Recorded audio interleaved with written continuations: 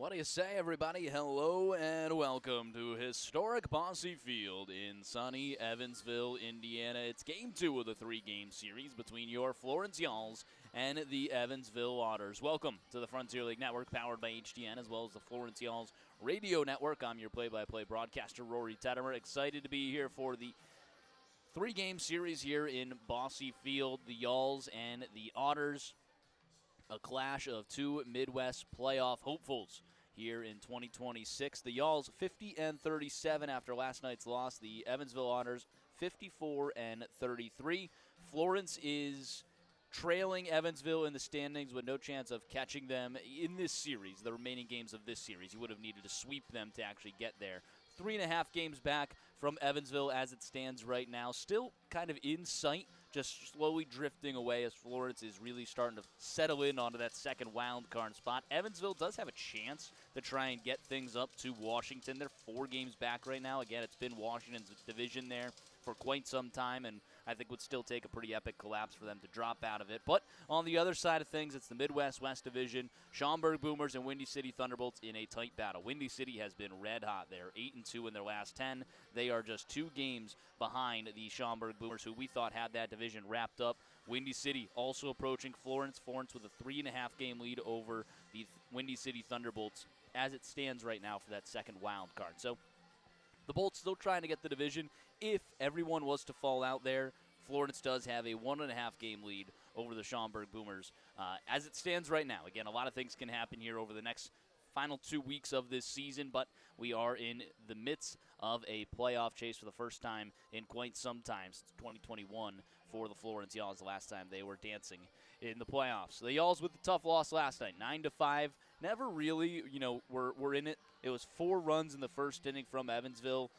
You were down 4-1 early. Florence could not get the pitching to stop the Otters. 4 straight innings with runs. A run in the third, 2 in the fourth, another one in the fifth and sixth. Florence had their opportunities.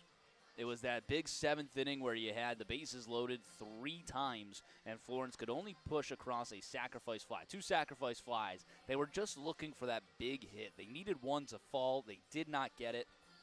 Obviously dropped in a 9-5 loss. Ryan Fury got his first professional loss and moved his ERA up to 9.45 across 2 starts against 2 playoff teams. Ryan Wiltse on the other side does pick up a win. He moved his ERA to 3.84, 5 innings pitched, 5 hits, 3 runs, only 2 of them earned with 5 Ks. Does not get any easier for Florence. Right-handed pitcher Colby Morse on the mound today for the Evansville Otters.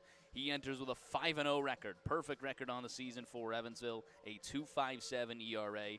He's joining late. His first start was middle of July. Florence has not seen him yet this season. He is on a 5-game win streak as it stands right now across 6 starts for Colby Morse, and again, a sub-3 ERA. It's going to be tough to beat him. His last time out, he was hit around by Lake Erie. 5 1/3, 9 hits, 5 runs, 2 walks, and a K, but that was easily the most amount of runs that he's allowed this season. Before that, against Gateway, 7 shutout innings. Against Joliet, 7 innings, 3 runs, 6 1/3 against New York, allowing just 1 run, and 7 shutout innings against Mississippi.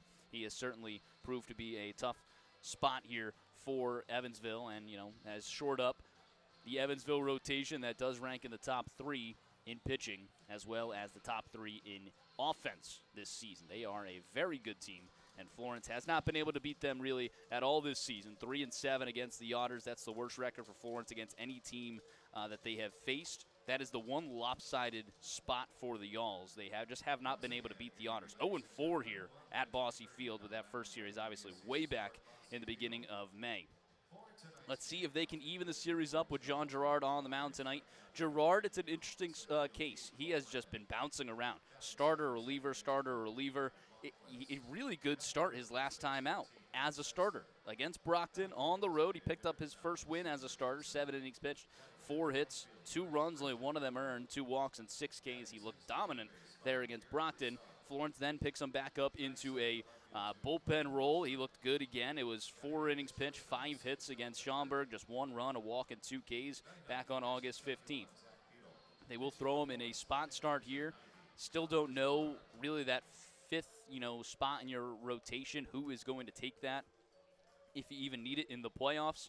But it is a interesting case here for John Gerard. The numbers, I think in total as a starter, maybe not indicative of how well he's been this season. 1-1 with a 7.64 ERA as a starter in total for Girard this season. He has picked up 3 wins, a 3-1 record, and a 6.51 ERA. Let's see what the lefty from Hanover College can give you today. We did see a Hanover shirt at a local Qdoba here in Evansville, so maybe that's a sign of a just a hot start here from John Girard. We are certainly hoping so. The Evansville Otters are heading out to the field. Let's take a look at the lineup for your Florence Yalls. Leading things off the center fielder, Cole Brandon. Batting second to second baseman, Brett Blomquist. In the 3 slot, the first baseman and captain, Hank Zeisler. Returning to the lineup, the designated hitter and face of the Florence Yalls, it's Zade Richardson as the designated hitter. Batting fifth, the right fielder, Brendan Bobo. In the 6th slot, the third baseman, Garrett Broussard. Batting 7th, the left fielder, Milo Rushford. In the 8th slot, the shortstop, Dylan Baker. And rounding things out will be the catcher, Zach Beadle. Pretty similar lineup to yesterday. You just slot in Richardson. Brodell heads to the bench, and then you switch catchers as always. Zach Beadle enters for Kyle Harbison. Florence with the left-hander, John Girard, on the mound.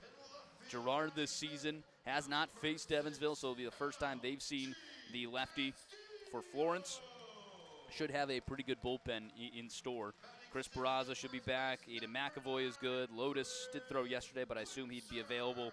Jones, possibly Blowers as well. And Danny Heights, I would say, is the question mark. 2 2/3 a couple of days ago. Maybe if they need him in a situation, they will be able to have him. And then John Costa would probably be the only one I would say that you could not throw today, as well as Oscar Serratos in case that needed to be described as well. 2 2/3 from Serratos, and inning and a third from Costa. Both threw a lot of pitches in those innings. The Evansville Otters are out on the field. We'll take a pause here on our 50 West Brewing pregame show as we take a listen to our national anthem. It's Star Wars night at historic Pxp Field. Don't go anywhere. More Florence Yalls baseball coming up.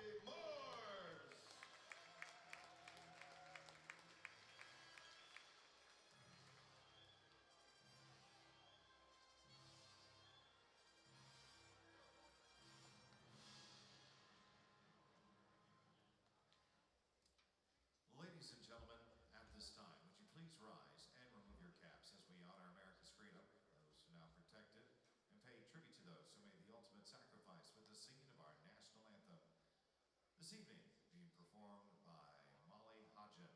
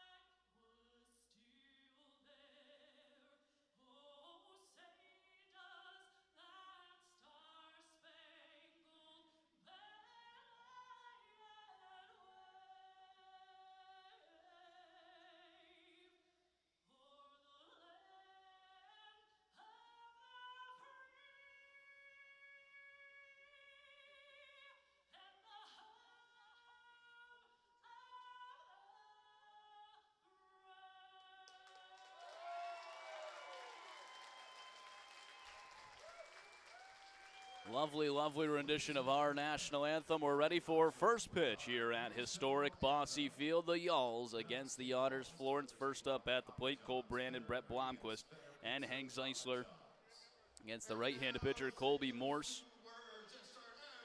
It's Star Wars night here at historic Pxp Field.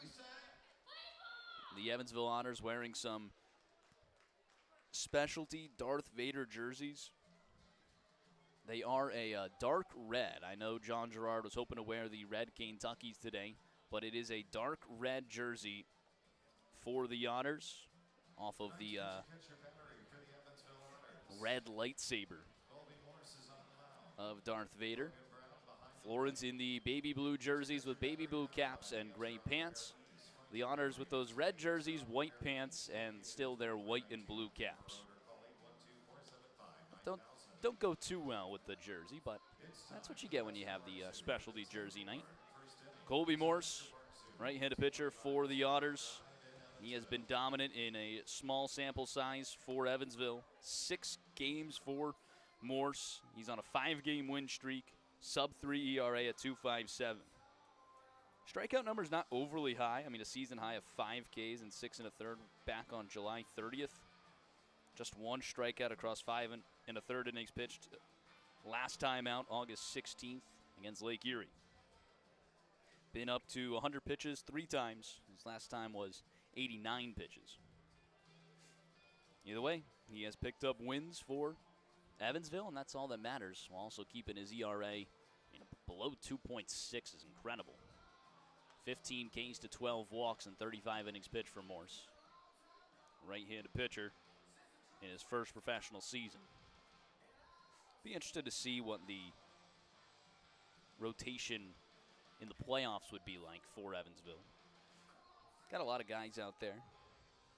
Garrett Simpson certainly has made a name for himself. Landon Williman, I feel like, has been a top guy for them. And then Ryan Wiltsey you saw yesterday. But, the way Morse is pitching certainly deserves consideration. Gonzalez, who we'll face tomorrow, had a very good start. Just 1 start so far. But whenever you get 7 Ks against Washington and hold them down, you're certainly worthy. We'll start off with Colby Morse. Florence had 5 innings against Wiltsey yesterday. 5 hits and 3 runs. See how they handle Morse today, another righty. Cole Brandon in the lefty batter's box will start things off. Middle of the rubber, a sideways windup. The first pitch misses downstairs. 6:37. 7:37 on our Eastern time, folks. 1-0. Misses downstairs. 2-0 the count. Quickly to Cole Brandon. Brandon yesterday was 1 for 4 with 2 runs scored, a walk and a K. 238 total on the season, but he's been very good at the top of the order for Florence in the early going. Defensively as well in center field. 2-0 in there for a strike. 90 miles per hour, bottom of the zone. 2,500 on the spin rate. 17 inches of vertical break on the fastball. 2-1, misses inside.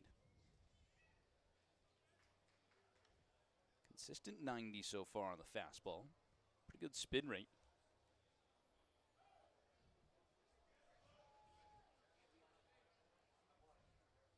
Three and 1 the count. To the leadoff batter, Brannon. Wind up the 3-1, drills it into right field. That's going to drop in for a base hit. Robertson will pick that up in front of the wall. Brandon will stay put at first. Throw came in a little wide, but either way it would have been a close play at second. Leadoff single for Florence. Brings up Brett Blomquist, the All-Star starting second baseman.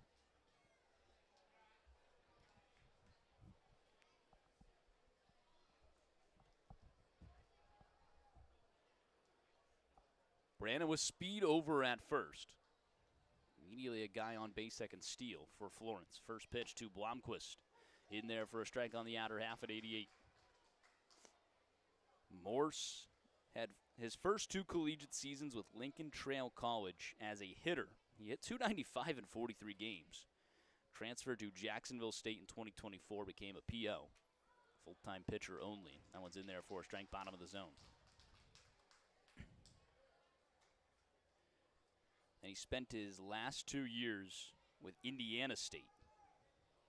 Got a great 2026 season. All Missouri Valley Conference first team. 0-2.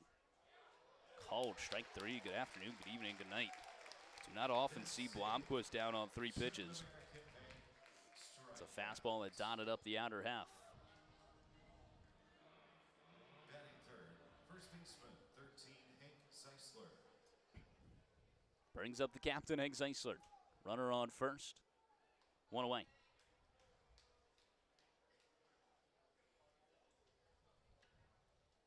Zeisler 0 for 4 day yesterday, walking 2 Ks. First pitch to him, in there for a strike. Zeisler knows this ballpark very well. He's played a lot of games here in Evansville. The shadows definitely play a part in the early going. Right now, the full infield pretty much covered in the shade.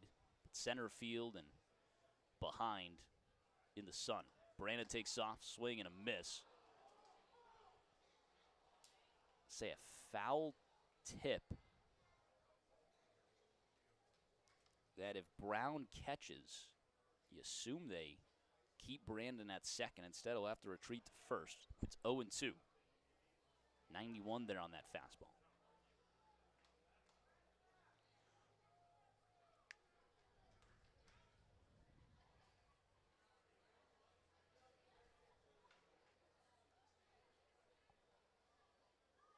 To Zeisler, misses out. Another good crowd on hand here at Bosse Field.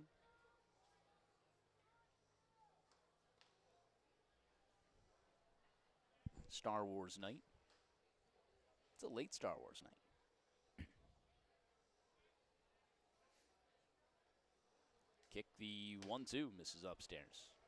See, Mark Carroll, the author of trying to get a Florence Y'all's book.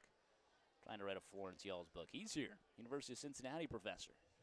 Got a lot of Florence fans here. I know the Purdy's are in attendance. A lot of the host families here. Good amount of the host parents. Pickoff attempt. They got Brandon. Caught between first and second. Running over to second now. Brandon retreating to first. He's in a good pickle right now. And Brandon is tracked down after a couple of throws for out number 2. So Brandon picked off. 2 away with the bases empty. And a 2-2 count to the captain, Zeisler.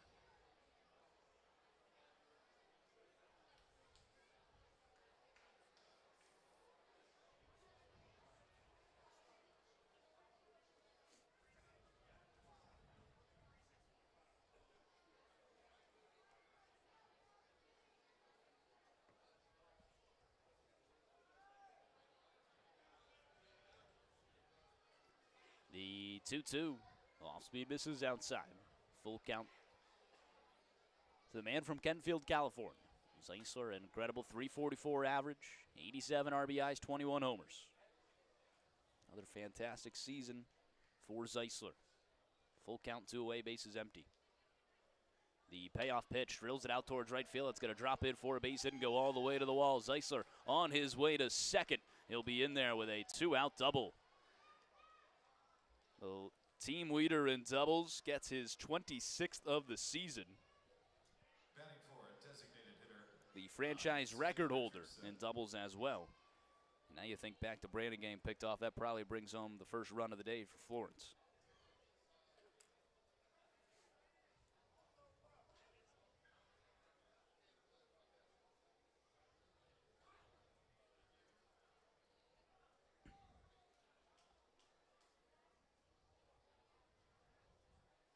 The face of the Florence Y'all, Zeta Richardson at the plate. Florence happy to get him back.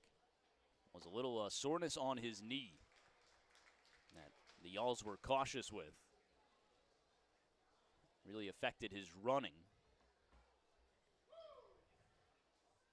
But after testing it out today, looked, phenomenal in batting practice. He was hitting a bunch of home runs. Said, you do that, you don't have to run too far.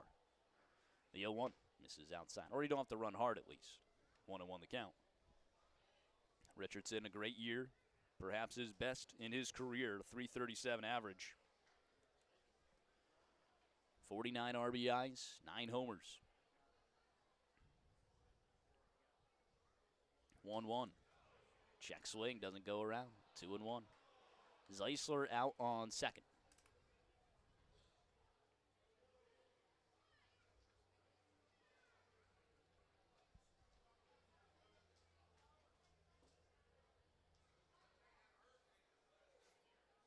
Kind of a quiet crowd early. 2-1.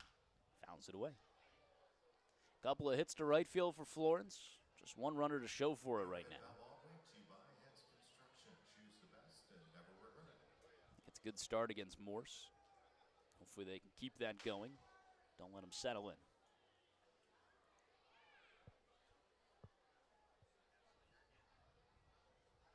Zeisler bouncing around over at second. The 2-2 to Richardson. Misses outside on the off-speed, 26.53 on the spin rate. Don't got an arsenal for him here, but early it looks like fastball, curveball. I want to say that's more of a curve than the slider, but it could be slider.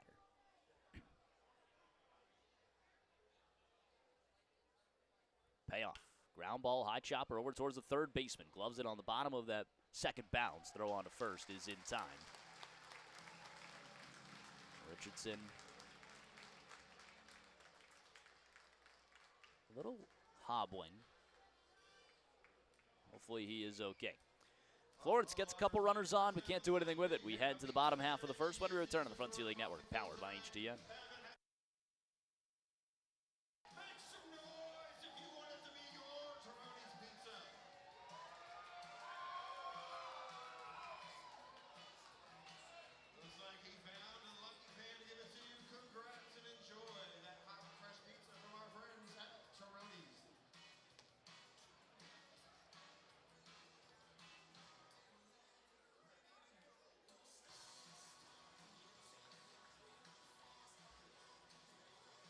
Pitcher catch your battery for the Florence Shells.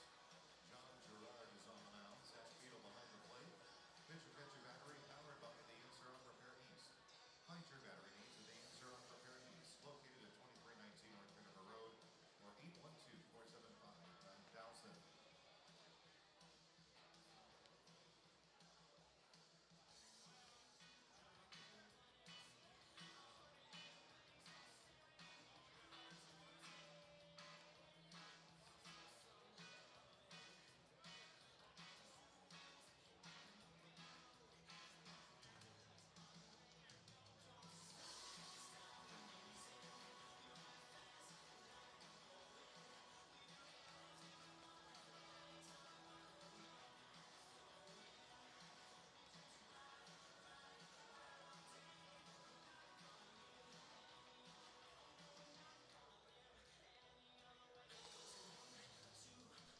Bottom half of the first is always brought to you by Heritage Bank. At Heritage Bank, we believe your money should work as hard as you do. Proudly local, fiercely dependable. That's the Heritage difference. Visit heritagebank.com to find a branch near you today. John Gerard out on the mound, the left-handed pitcher for Florence. Facing Amani Jones, Logan Brown, and Marcos Gonzalez. Talented Evansville lineup, top to bottom. John Gerard in a spot for Florence where really just need his best, everything that he can give you. His last start was phenomenal in Brockton, 7 innings pitched, allowing just 1 earned run. That one's in there for a strike. It was his first win as a starter. He's 3-1 on the season. A couple of appearances in relief. 0-1 to Jones. Misses inside.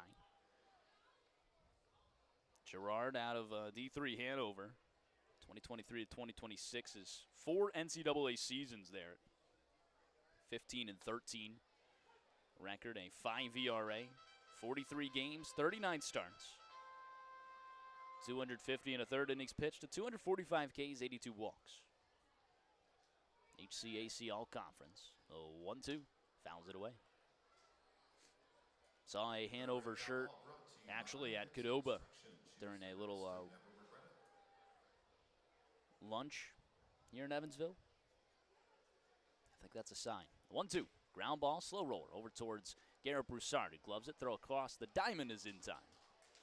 5-3 on the put away of Amani Jones. That'll bring up Logan Brown.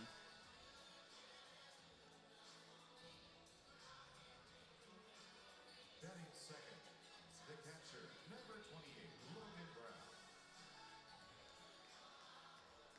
Gerard stands at 5'11", 175 pounds out of Richmond, Kentucky. 22 years of age, again throwing from the left side. Does mix things up from Fury yesterday. Fury, right-handed pitcher, went 2 2/3 innings, giving up 5 runs. First pitch to Brown, in there for a strike. It was Brown who really started that rally. Had a 1-out single into right field. And then from there, they scored 4 runs in the first and didn't look back. Florence had the lead for just half an inning.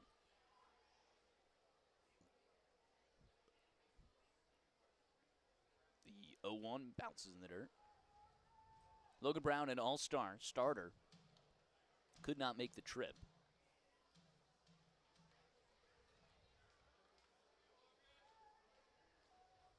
1-1 swing and a miss. He's catching today, was the designated hitter yesterday. He's had an incredible season. 336 average of 55 RBIs. Getting that production from a catcher is just incredible. 1-2 from Girard. Fouls it down the left field line over towards the Y'all's bullpen.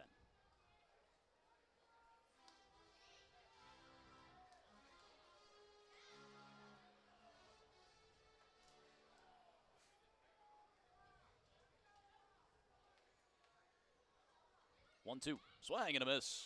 John Girard picks up his first K of the day. Sits down Logan Brown for out number 2. Brings up Marcos Gonzalez, all-star third baseman. Designated hitter batting third, number 2, Marcos Gonzalez. Another great season, 11 homers, 64 ribbies, 334 average. First pitch to the righty is in there for a strike. Gonzalez yesterday was 2 for 4, 3 runs scored. Hit by a pitch as well. Off-speed, banger. Top of the zone, no good. Look good from up here. 1-1 the count. Wind up the 1-1 pitch. Skies it high out towards shallow right field. Bobo is trying to find it. Does make the call. And the grab, and it's a 1-2-3 frame from Johnny G. Heading to the top of the second. Scoreless here at Bosse Field. When we return on the Frontier League Network, powered by HTN.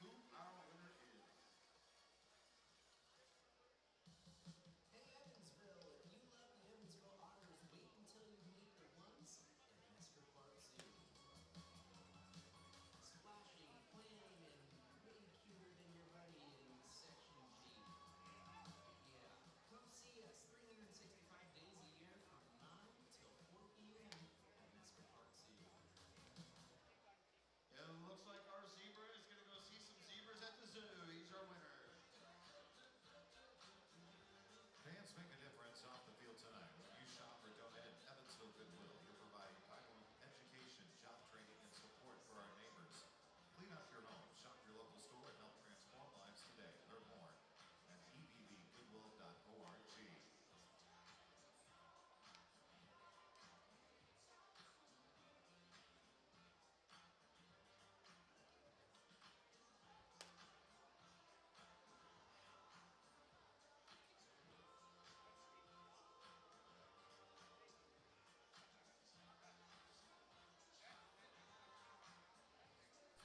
Top half of the second brings us our umpire intro, brought to you by Pella Window and Door. Looking for the clear view of every call? Trust Pella Window and Door to bring you replay-worthy clarity and craftsmanship you can count on.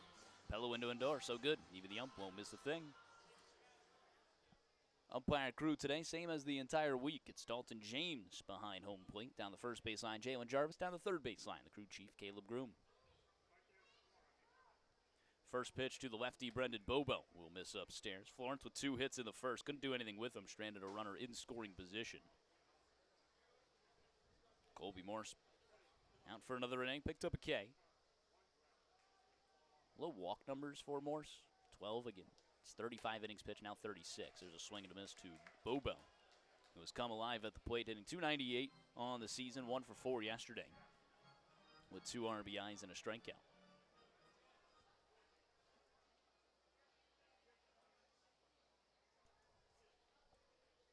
The 1-1. Bobo skies it. third base side, foul territory. It is out of play. In case you weren't listening yesterday, I'll break down the dimensions here at Bossy Field once again. It's 3:15 down the lines, both sides, right and left. Though it pops out pretty quickly. 4:10 to dead center. That's where Brendan Bobo hit a long sacrifice fly. I mean, exactly 410 feet. They made a spectacular grab, and Florence was only able to get a sacrifice fly on it. It's over the batter's eye at Thomas More Stadium. 1-2. Misses outside, 2-2. And then the backstop behind home plate, pretty short, pretty shallow. It's tighter area there. And then down the first and third base line, it's like a fishbowl, and it pops out. So you have a lot of room down the lines in foul territory. 2-2, skies it. Out toward shallow right field, racing in is Robertson. He does make the ground for out number 1. Brings up Garrett Broussard. Batting 6, the third base 5, Garrett Broussard.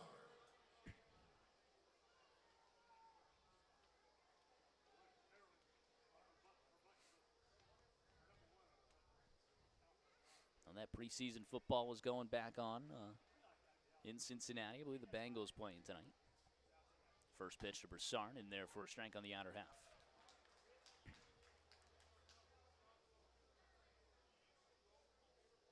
And Bengals against the Bears happening right now. So if you are listening, appreciate you tuning in. If not, I understand why. The 0-1 misses downstairs. Football is quickly approaching, about 2 weeks away. You'll get opening day. Call it opening day, opening week for the NFL. Actually, the first day of the Frontier League playoffs. That one misses outside. September 9th. Florence hoping to be playing in that. Still a long way to go.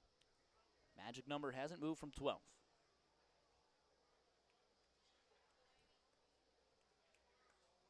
Two 2-1. Fouls it away. 2-2. Nobody on, one away. Top half of the second inning. Florence against Evansville, a battle of some Midwest Central Titans.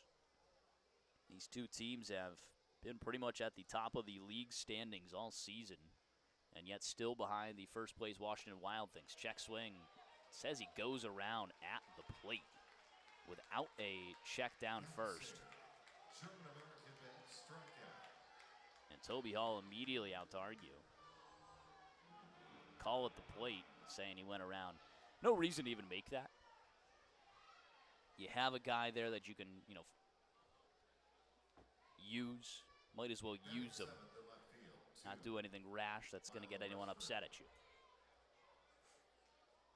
2 away. That's the second K for Morse. Brings a Milo Rushford, the lefty.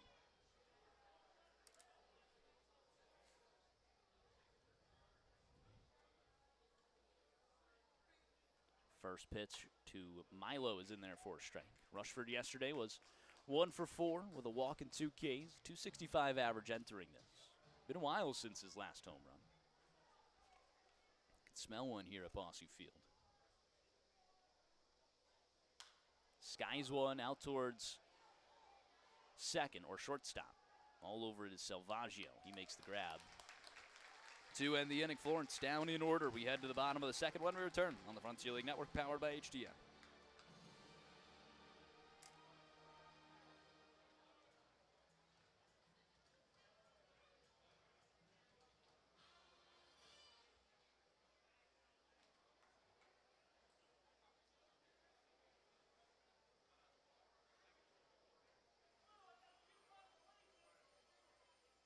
It's time to see who gets to upgrade to the Ashley Furniture Home Store best seats in the house.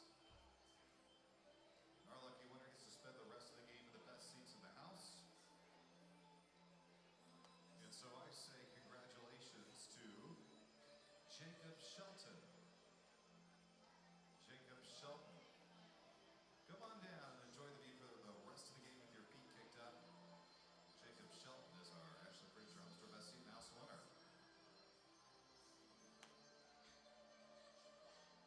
This is the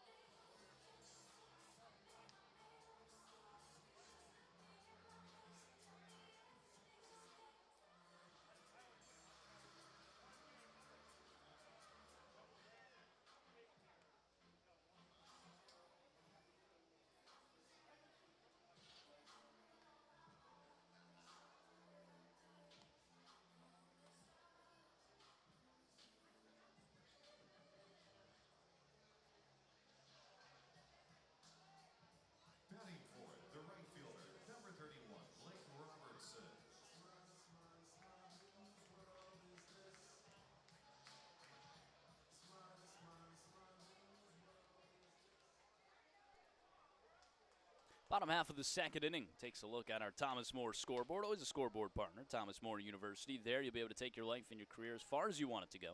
Apply or donate today at thomasmore.edu. Scoreless entering the bottom of the second. Whoa. 1-0 the count. That was entirely in the zone. I mean, not touching a single bit of any line, not called. Now 3-0. Boy. Can't have that in professional baseball. I mean, that was every bit in the strike zone. 3-0. Skies it out towards left field. Swinging 3-0. Rushford calls off Brandon and makes the grab for out number 1. That's a gift right there for Florence.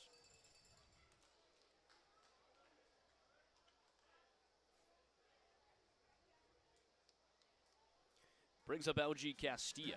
The left fielder, number 6, LG Castillo.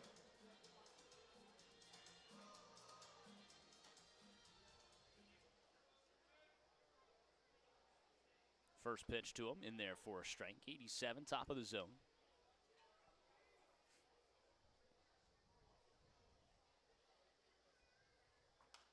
That one's fouled away. We've been talking about the league standings.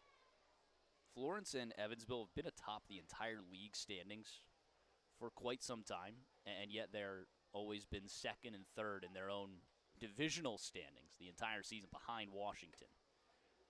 So they've been, part of the Titans of the Frontier League, just have not seen the recognition besides owning a wild card spot. Right now, Washington second, Evansville third, and Florence fifth in the league. That one's fouled away down the right field line, out of play. But right behind them, quickly on their tail, is Schaumburg and Windy City. Florence with a 3.5-game lead over Windy City for the final wild card spot. Schaumburg currently leading the Midwest West Division. I'd pay serious money to play in the Midwest West. And even more money to play in the Atlantic. Anywhere else, you'd be phenomenal. You're Florence. Florence has owned the Atlantic all season. And the Midwest West, they've also fared well against as well.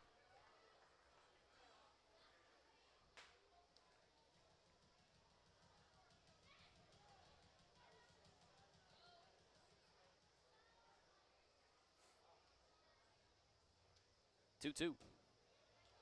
Fouls it away, stays alive.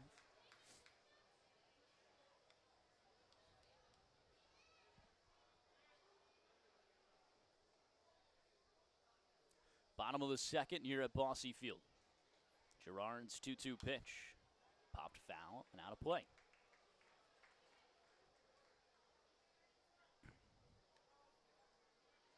Quebec is getting into their groove. They're 9-1 in their last 10. They've won their last 5. Plus 193 run differential. Swing and a miss. Second K of the day from John Gerard. Brings up Chris Quitzer. 2 away with the bases empty. Nice breaker there from Gerard. 78, top of the zone. 1933 on the spin rate. Chris Quitzer.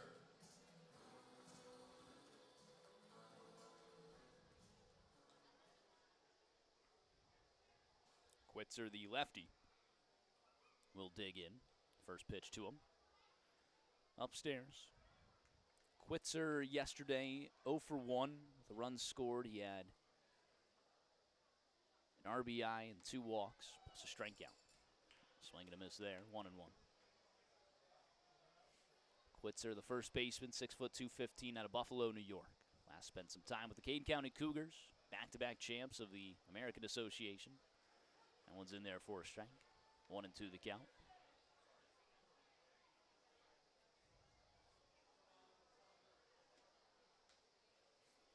1-2. This is outside.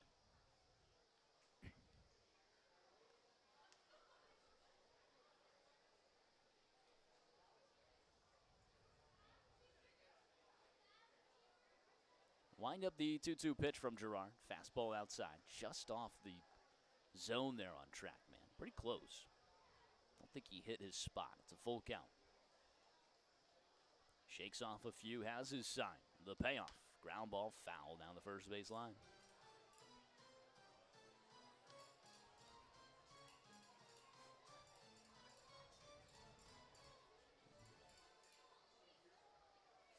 Florence 21-24 on the road this season.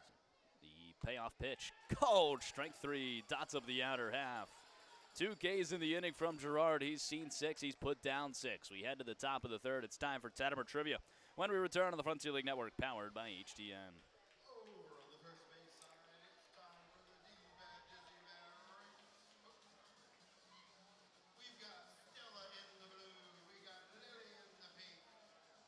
Ladies are going to spin around their bats 10 times and run the Katie Bell. Whoever gives her a high five on 5 or 85, the fastest is the winner and the fastest person on the first base side tonight. Ladies ready? Set, go. Oh my God.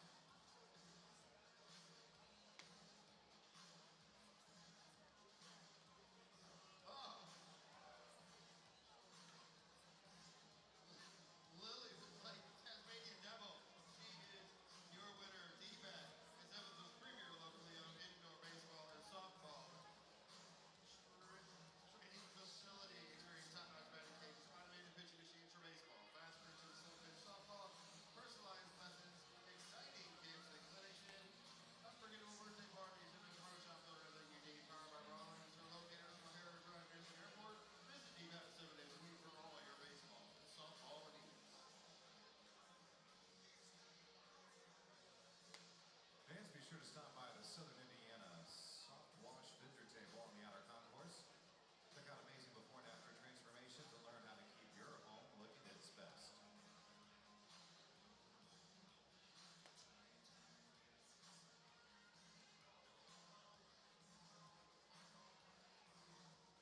Leading off, 98th at shortstop 6, Dylan Baker.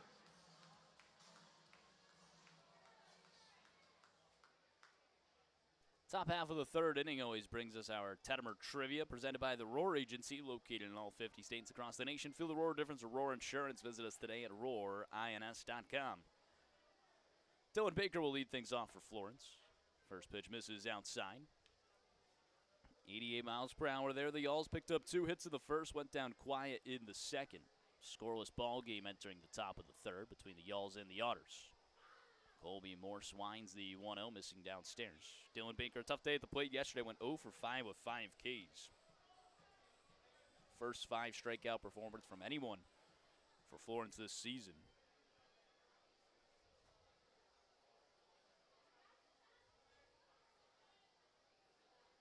Wind up the 2-0. Skies one down the third baseline. Foul territory. Barthola's all the way over towards the fence. And he runs out of room. Top of the third always brings us our Tettemer Trivia. The way it works, I read a question top half of the third, give you guys the answer in the bottom half. You have the opportunity to play along. Head on over to Twitter. Question is live there. You can comment your guess in the comment section. I will shout you out here on the broadcast.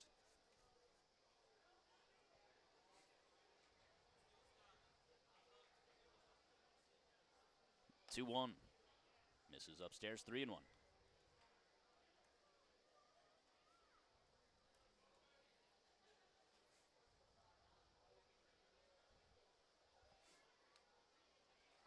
Morse, sideways windup. Kick the 3-1 pitch. Misses upstairs. How about that from Baker? 5 Ks yesterday, works himself on base in his first plate appearance today. Let's get to our question of the day. Kyle Schwarber and his leadoff home run in the Field of Dreams game was the first home run in a televised Netflix game. Obviously, they just got their broadcast rights for Major League Baseball, but that was the first home run for a televised Netflix game. So let's go to the, one of the more recent starts of the Apple TV era for Major League Baseball. I want to know who hit the first home run in a televised Apple TV game. Beatles squares one out towards right field. Robertson will watch that go foul, just barely on the line. 0-1 the count. Again, the question, Kyle Schwarber's leadoff home run in the Field of Dreams game was the first home run in a televised Netflix game. who hit the first home run in a televised Apple TV game. My hint, it was the Mets versus the Nationals in 2022. So I give you the two teams, and I give you the year. Start thinking of players on those teams. Mets versus Nationals, 2022. Pickoff, it's have nothing going.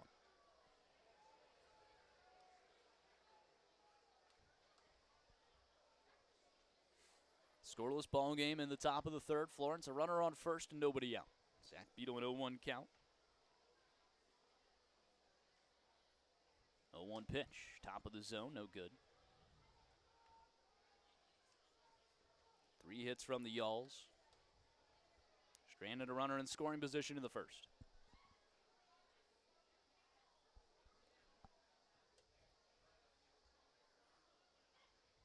The 1-1. Beadle again out towards center field. Linscott on the run towards the wall. He looks up, and it's out of here.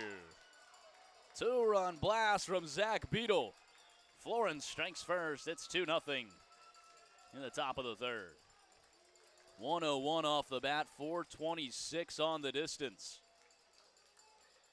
Telling you, it's the new rally hat for Beadle. Picked up a $4 Blue Jays straw hat at Marshall's today. He's 1 for 1 with a home run in it. Back to the top of the order. Our strikeout batter of the game, center fielder 8, Cole Brand. Y'all's on top 2-0.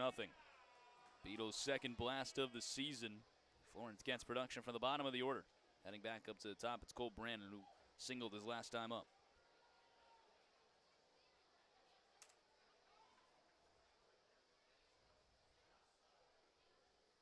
First pitch to the lefty. Jack swing, it's in there for a strike.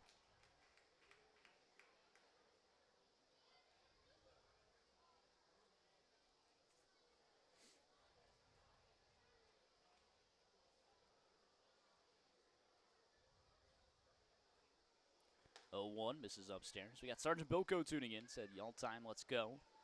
Hey, Rory, thanks for the shout-out yesterday. Listened to the game on tape delay. It was about an hour behind due to work tasks. See you soon. Yeah, Sergeant Bilko will be at Thomas More Stadium next week. That'll be exciting.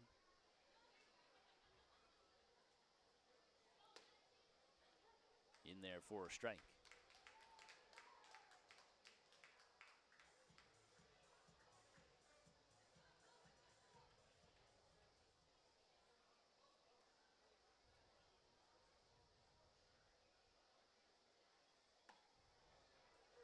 Called strike 3. Bottom of the zone, down it up.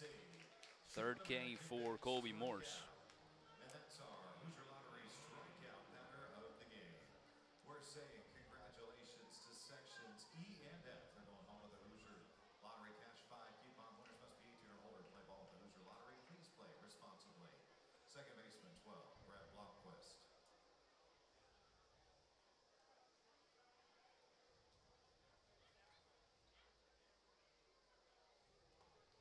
That one bounces downstairs. Brett Blomquist struck out looking his last time up.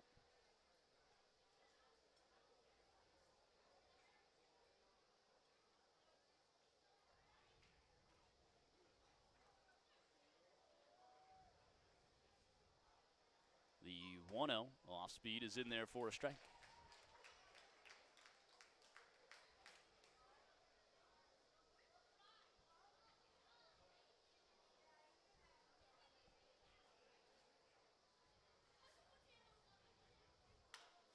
There's a line drive into right field for a base hit over the glove of Quitzer. Florence with a 1-out base runner again, restarting the offense. First baseman 13, Hank Seisler. Max Whitesell tuning into the broadcast. Max Whitesell back at home. I heard Max in his other job, now a assistant coach, director of recruiting for Thomas More University. I heard he ran his first practice either today or yesterday. We have the head coach, Cole Schaefer, now coaching third right now for Florence. First pitch to the captain. In there for a strike. Zeisler a double down the right field line his last time up. Florence on top 2-0.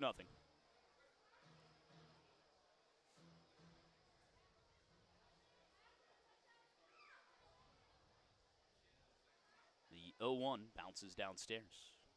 Y'all's now with 4 hits in the ballgame. 2 in the inning. 2-run homer from Zach Beadle.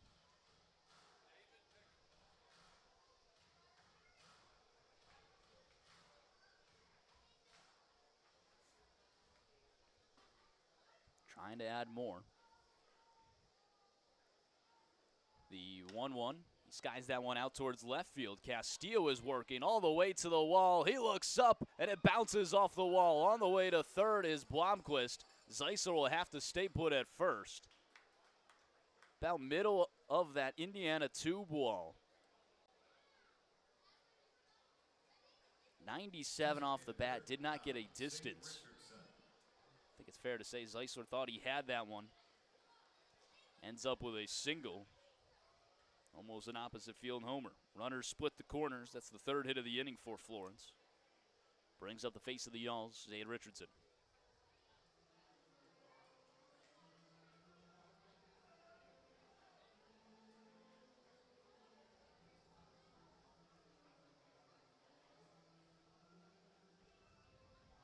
Richardson grounded out to third his last time up.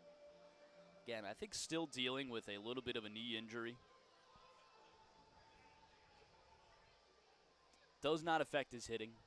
That was evident in batting practice today. It's definitely his running that you'll have to look at. Pickoff attempt at first, nothing going. Zeisler with about 1.5 step lead. I don't know how that even earned a pickoff. Still pretty short, now 2 steps. First pitch to Richardson, fouls it away. Off speed, bottom of the zone.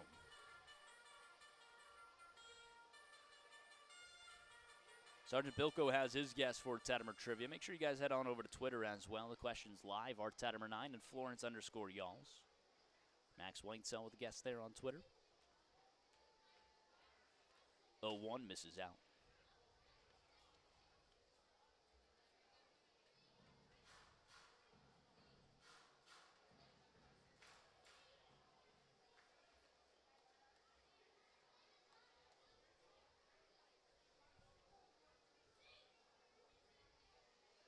One to Richardson, swings through it. 1-2. 1 away, runners at the corners. Florence with a 2-0 lead.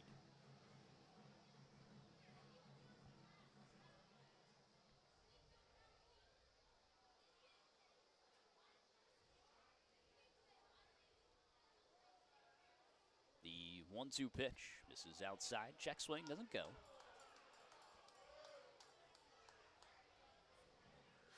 Question of the day for Tettemer Trivia. Kyle Schwarber's leadoff homer in a Field of Dreams game was the first home run in a televised Netflix game. I want to know who hit the first home run in a televised Apple TV game. I do actually have all of the first home runs on pretty much every streaming channel. There's a swing and a miss down on strengths is Richardson, 2 away. 4 Ks on the day for Morse. I came into this one telling you Morse not high strikeout numbers. His season high was 5. But Florence is a team that swings and misses a lot.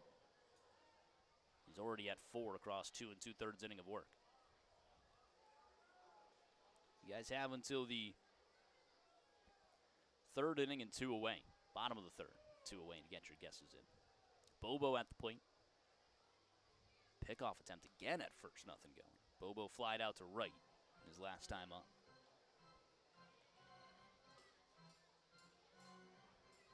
Under the grandstand here, you don't see, anything that goes above 20 feet in the air.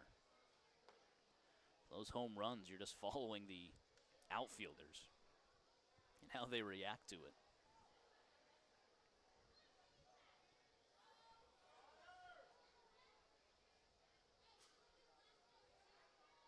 The way LG Castillo reacted to the single from Zeisler, you would have thought it was out of here as well.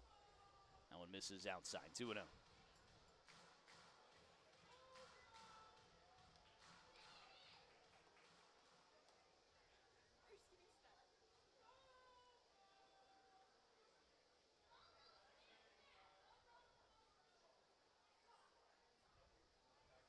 2-0 to Brennan Bobo. Misses upstairs.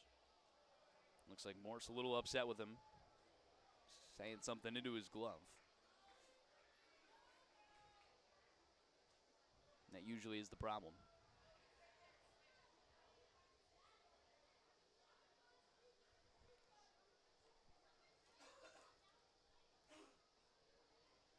(3-0).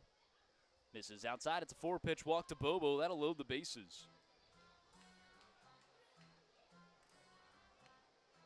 Third baseman, 5, Garrett Broussard. Brings up Garrett Broussard, a big-time spot for Florence. They've pushed across 2 in the inning. Open to add more. It's 2 away.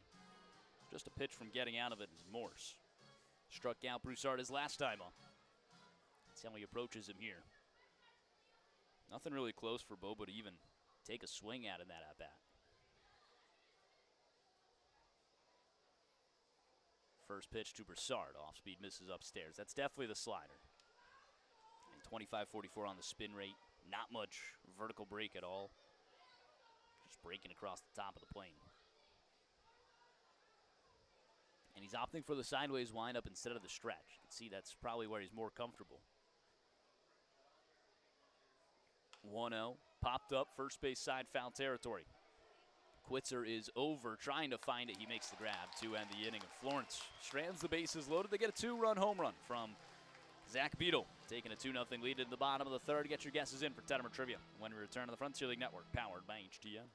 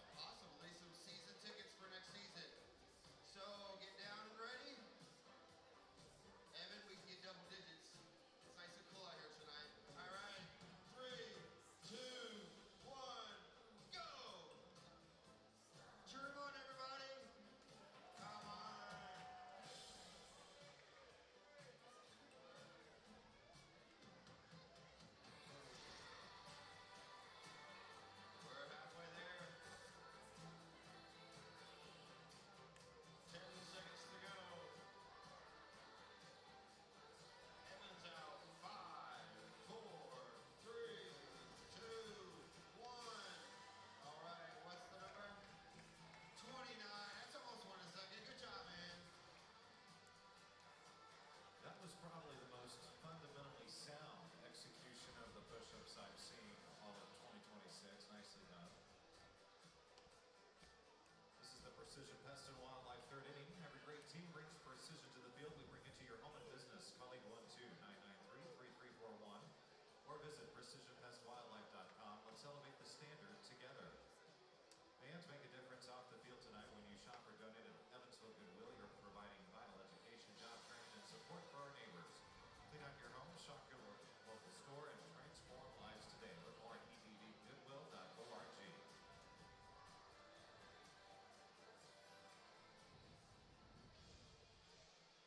Bottom half of the third inning, it's 2-0 Florence after a 2-run homer from Zach Beadle.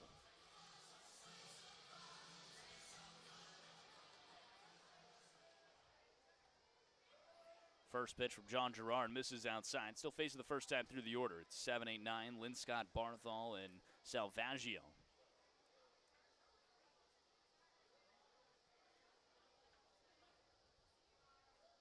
The 1-0 in there for a strike. Florence stranded the bases loaded.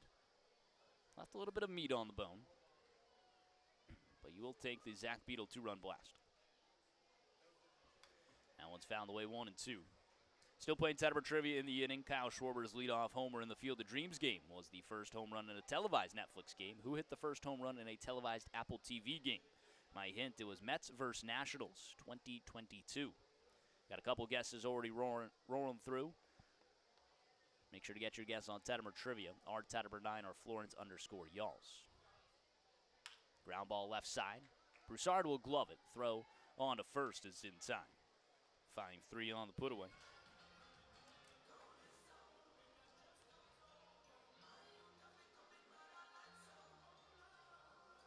Batting eighth, the third baseman, number 8. One away, we could start reading the guesses for today's Tettemer Trivia. First pitch to Blake Barthol. It's a name I don't recognize at all. Looks like a small sample size. 233 average, just 2 RBIs, 281 on base. He's the third baseman today. And a lefty for Evansville. Check swing, goes all the way around. 0-2 the count. Lefty-lefty battle. Let's get to our guesses. Max Whitesell said Joey Meneses on Twitter. Joey Meneses.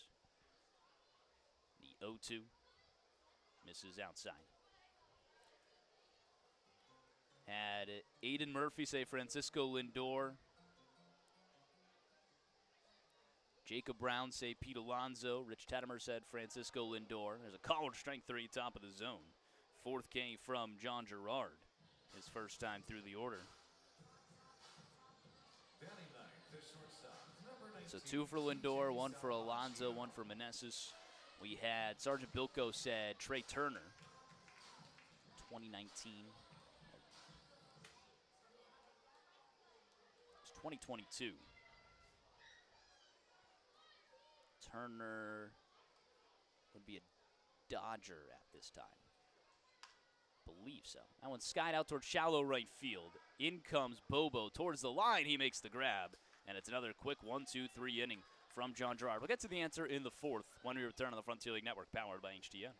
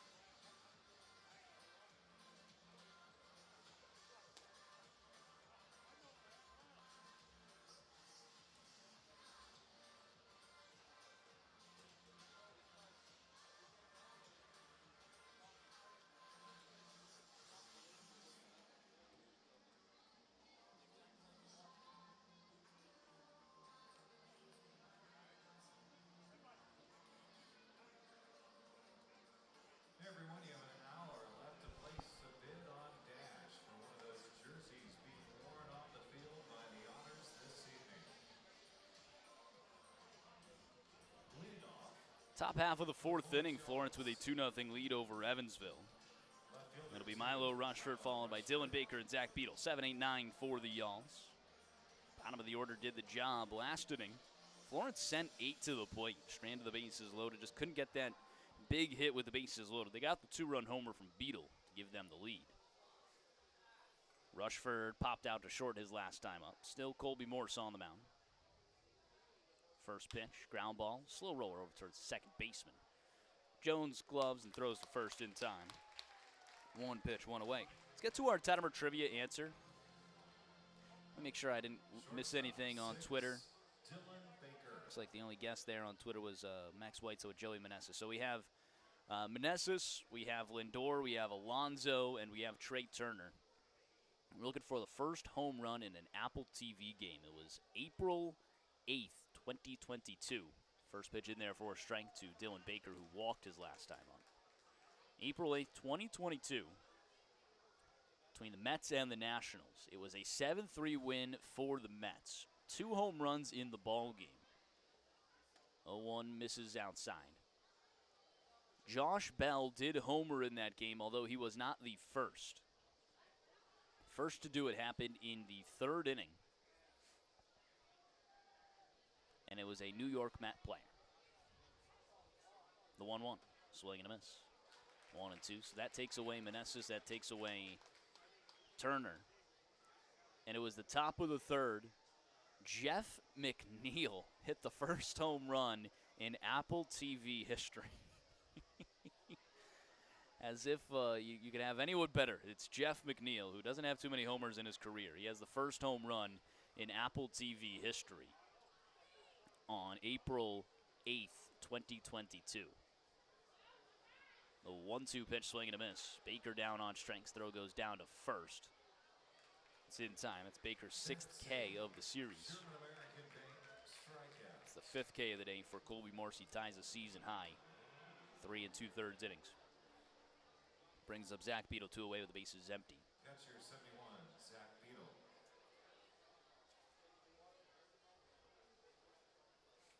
So nobody got that one, but it was a tough one. Now, I have all of the first home runs in these broadcast debuts. First pitch to Beadle, swings through it, bottom of the zone. It's an off speed.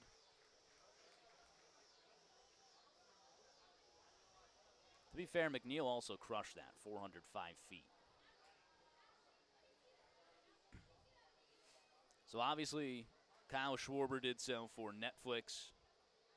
McNeil for Apple TV. There was a Roku channel game. Tyler O'Neill had the first home run in Roku channel history.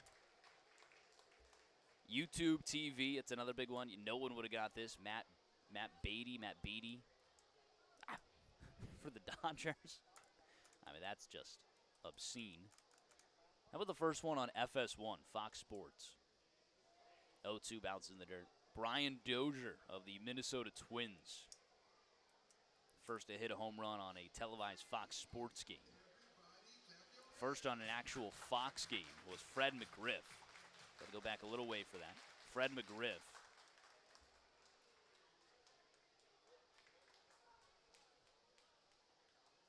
Hall of Famer. The 1-2 misses inside, 2-2. How about TBS? Yorvit Torrealba. That was a national package only, so post-Superstar Station era. ESPN, Sam Horn. You could see that like no one would get these. 2-2 misses outside. I thought Jeff McNeil might be, one he's still playing. Tyler O'Neill, maybe. I would have had to give a couple hints. ESPN was Sam Horn. ABC, Wally Westlake.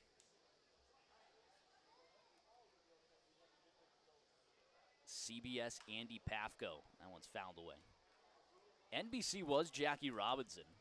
I could have got you guys to that one. First NBC home run, Jackie Robinson. And my favorite, Peacock TV. The first televised Peacock home run. Odubel Herrera for the Philadelphia Phillies. Payoff misses inside, and Zach Beadle with a nice at-bat, a 2-out walk, his second time on base today. I could have got you guys to the Odubel Herrera one, too. Again, this needs a little bit more of a hint to get you there. Back to the top of the order. Odubel Herrera. First Peacock home run. My goodness.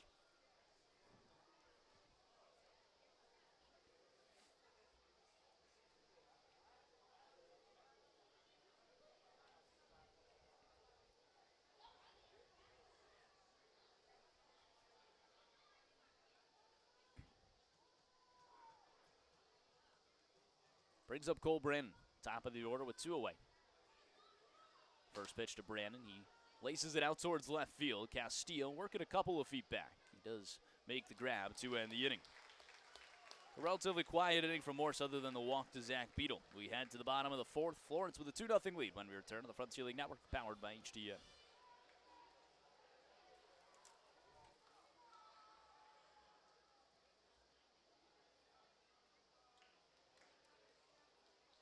It's time to show us your best smiles for the HRI Dental Smile Cam. Over 300,000 members trust HRI Dental.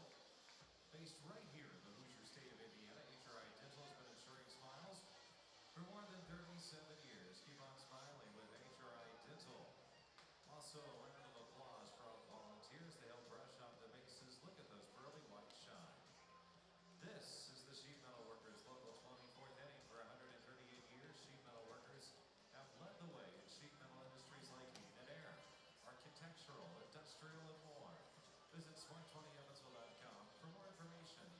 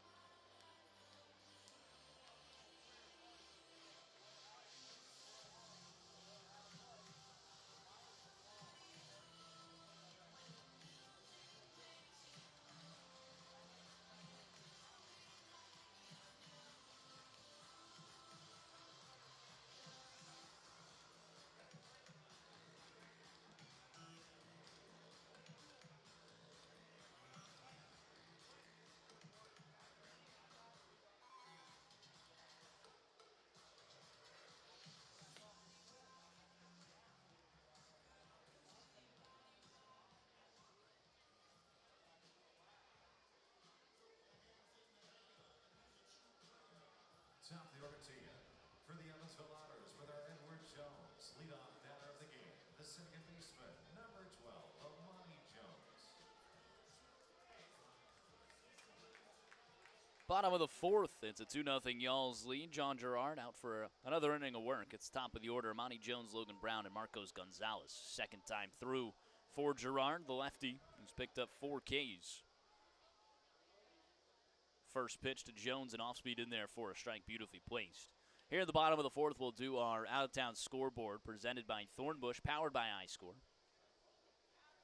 Thornbush, a new frontier in the world of whiskey. It's bold, smooth, and wildly refreshing. There's a ground ball over to short. Baker on the backhand throw on to first is in time. 6-3 on the put-away. Bold, smooth, wildly unexpected. Come try the new official cocktail of Florence Y'all's at Thomas More Stadium. That's Thornbush Whiskey, our good partner. Out-of-town scoreboard. Start off in New Jersey. Scoreless ball game between the Jackals and the Valley Cats. That's a tight race there between New Jersey and New York in the Atlantic East. Now tied for the division lead. The other team, whoever loses that, is, in the wild card running. But someone just trying to win that division. Again, bottom of the fourth, scoreless between those two. It's 2-0 Y'alls. That one misses outside, 2-0. Logan Brown, the lefty, who struck out his last time up. It's the game that everyone's watching for Florence. It's the other game everyone's watching. 2-0, swing and a miss out in front of the off-speed. Gateway at Windy City. You're not going to get Windy City to cool down. They have a 3-0 lead in the top of the sixth. Taking care of the Grizzlies right now. Let's see who started that game. For Gateway, it was Peyton. I don't know who that is. And Bittinger for Windy City. Went 5 1/3, 3 hits, no runs, 5 walks, and 5 Ks, and now they hand it over to the bullpen in the sixth. So 3-0 Windy City. They are chasing down Schaumburg, who is losing 2-0 to Lake Erie. Top of the sixth there in Lake Erie. Boomers with just 1 hit so far. Again, looking at that pitching matchup, that's Buddy Pindell. 5 innings, 4 hits, 2 runs, 2 walks, and 2 Ks. For Lake Erie, it was a spot start from Chase Hopewell, former Florence Y'all. 3 innings pitched, no hits, no runs, a walk, and 2 Ks. How about that? A little controversy right now. Home plate umpires arguing with the Evansville dugout.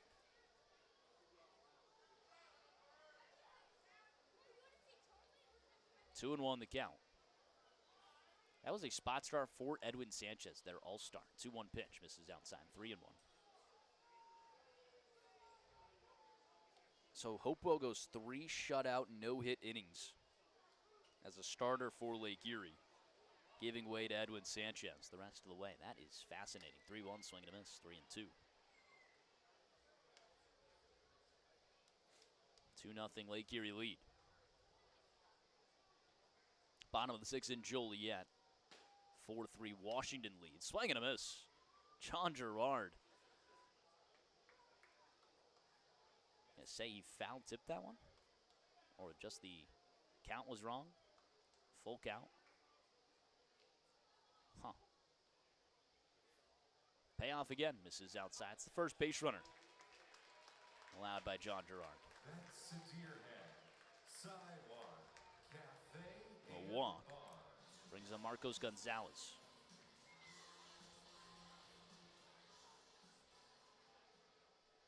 One away runner on first. Gonzalez a fly out to right his last time. Marcos Gonzalez. Florence a 2-0 lead. Gerard working from the stretch for the first time today. First pitch, misses upstairs. Yeah, 4-3 lead for Washington. It's the bottom of the sixth there. Joliet just got one back. He's pitching in that game. Kowalski for the Wild Things. That one misses downstairs. And Turner for Joliet.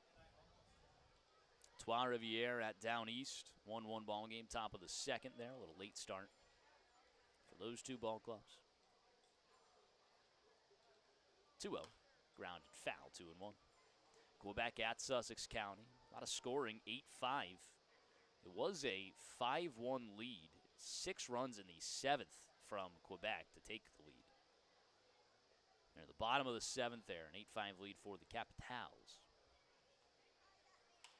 That one's sky down the right field line, but foul, 2-2. Brockton at New York. That's a big matchup. 5-0. Boulders over the Rocks. Top of the 8th there.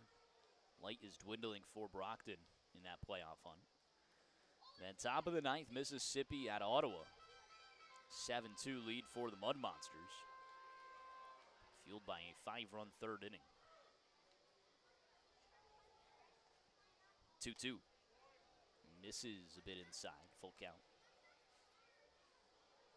That was Campbell for Mississippi and Morrell starting for Ottawa. That one's fouled away. Oh, that's why you had the late start between Trois Riviere and Down East. That is a doubleheader that they're playing. So game one of the doubleheader went to Down East, a 3-1 lead over Trois Riviere.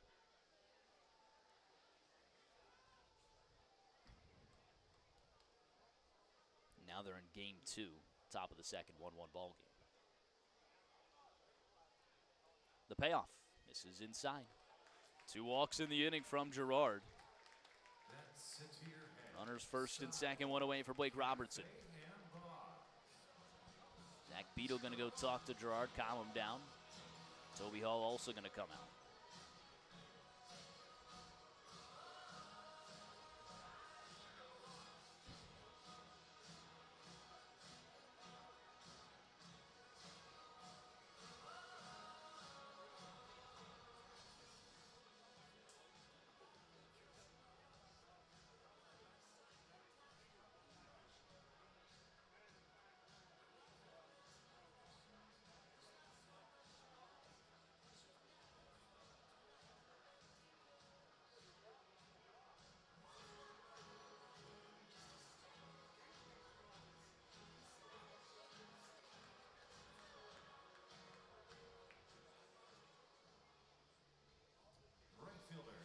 Resuming play.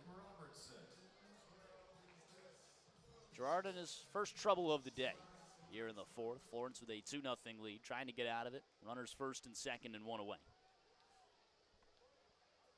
That one misses outside. Yeah, Sergeant Bilko, with his Trey Turner guess for Tettemer trivia, went into a whole breakdown on it and had me questioning my actual answer that I had to pull up the box score and make sure I was right. I'm going to assume that was like an AI-generated thing, and that's why you can't trust AI, Sergeant Bilko. That'll be my one lesson. Those Google AIs, never fully accurate. I've been fooled before. 2-0. This is outside. 3-0 the count. Gerard is right around the zone, just not getting the call.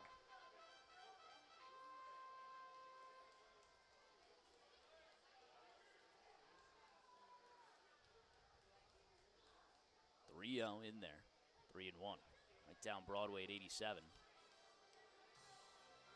Florence stranded the bases loaded in the third. It is a tight ball game still. 3-1. Skies it out towards left center field. Well hit. Brannon at the warning track at the wall. He leaps and makes the grab, banging into the wall. Tagging from second on to third is Logan Brown. The throw comes in. 2 away on a long fly ball from Robertson. Runners split the corners and 2 away for LG Castillo. Tip of the cap to Cole Brannon. His defense in center field has been impeccable.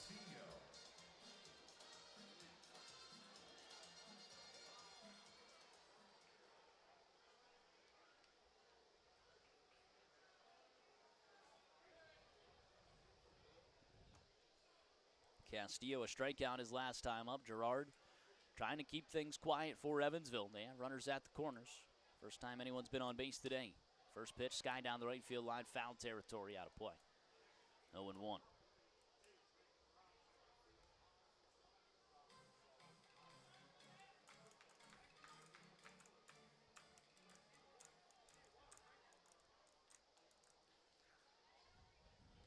So we'll stay in touch on the big games for our out-of-town scoreboard. 0-1 fouls it away.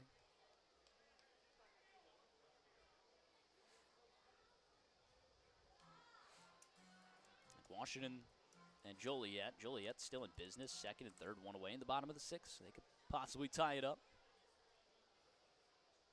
Schaumburg gets their first run of the day. It's 2-1.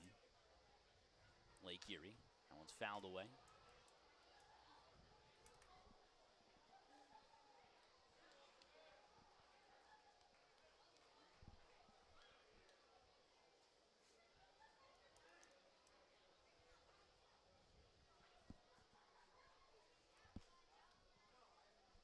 Oh, 2 fouls it away. An overhead foul ball brought to you by Heads Construction. Choose the best and never regret it. 0-2 the count. Runners at the corners. Calling time at the plate here. 2 away in the bottom of the 4th. Florence a 2-0 lead. Trying to hang on to it. That one misses outside. He said, Sergeant Bilko said, I got it wrong. I didn't use Google. I found the X post by Ian Cope on August 14th. Well, I guess you can't trust Ian Cope. He's lost all credibility. That one's skied high behind home plate. Beetle will head towards the netting, trying to find the room, and it's off the net. Does not count. I think technically that is an overhead foul ball brought to you by Heads Construction, so choose the best and never regret it.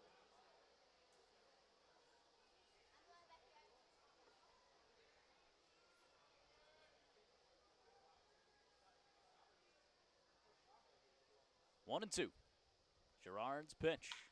Laced deep out towards left center field. Brannon at the wall. That's Rushford making the grab.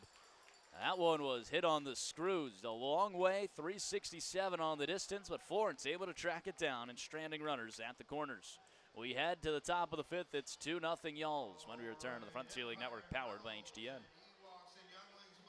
Welcome to the field, your Southwest Graphics Evansville Honor Bells.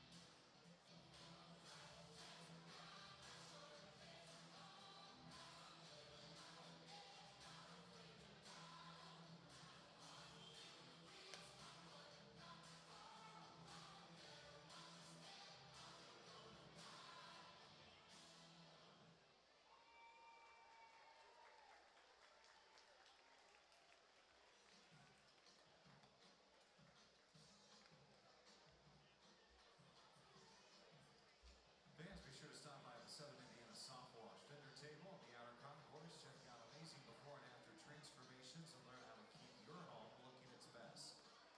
Skip the longer bank from the company.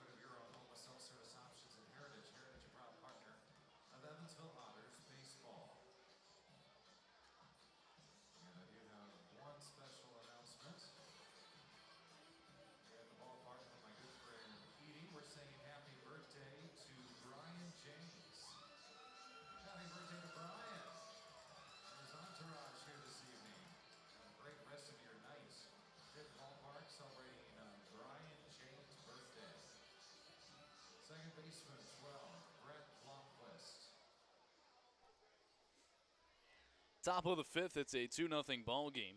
Florence against Evansville, 2-0 Y'all's lead. Brett Blomquist will start things off for the Y'alls, followed by Zeisler and Richardson. Still Morse on the mound. First pitch in there for a strike. Nobody warming up in the Evansville pen. 0-1 the count. Blomquist 1 for 2 today, a single and stranded at third in the third. Morse is 0-1, misses downstairs. Relatively quiet fourth inning, just a walk to Zach Beadle. He's allowed 5 hits today. Would like to give a special shout out to the Burlington Beaver Hunters of the Tri-State Baseball League on their championship recently. 2026 champions. Andrew Bunger leading the squad. Bunch of good guys over there. Congratulations to them. That's pretty amazing of the Tri-State Baseball League. 2-1. Ground ball left side. Down the third baseline. Foul ball. Derek Duffy pitched a complete game shutout. And a 2 RBI double from Taylor DeNorfio. Donofrio. It's just a 2-0 ball game. Pretty close game. In a 3-game championship series. 2-2, swing and a miss. Down on strengths is Blomquist for the second time today. 6 Ks on the day for Morse. That is a season high. I've always said that I've seen plenty of great hitters in my time. I mean, I've even got to call Pete Crow Armstrong. Well, without a doubt, one of the best hitters I've seen, Andrew Bunger of the Burlington Hunters. That's simply amazing what he does. First pitch to Zeisler. Misses outside. I think Zeisler up there for some of the best hitters I've been able to see.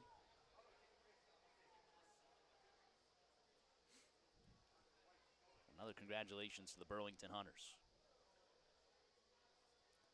The 1-0. In there for a strike.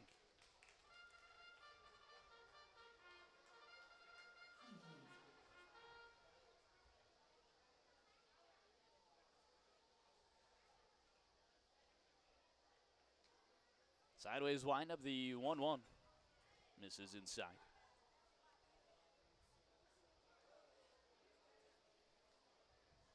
Zeisler today is 2 for 2.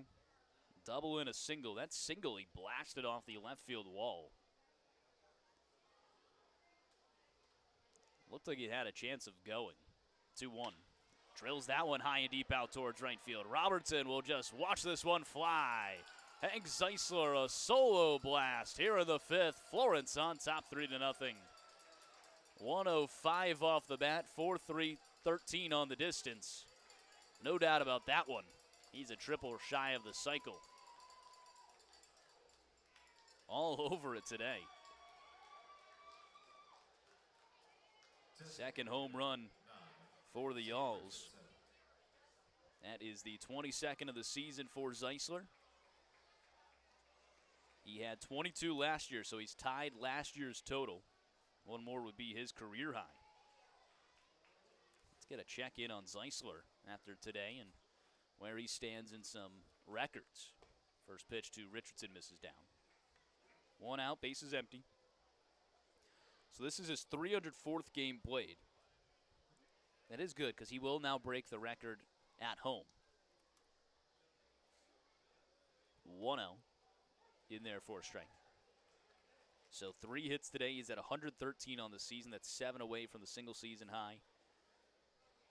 He's scored once. He is now tied the single season franchise record in runs at 83. That was RBI number 88. And he had a double earlier. That was double 26. He's 4 away from that record. 2-1. Misses downstairs.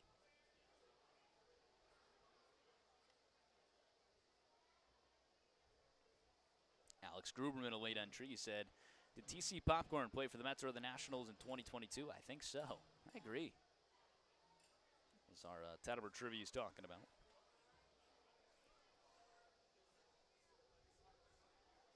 3-1 to Richardson. He cranks that one out towards center field. Lynn Scott will make the grab, back pedaling a few. That was 99 off the bat from Richardson. Just a good beat on it from Linscott.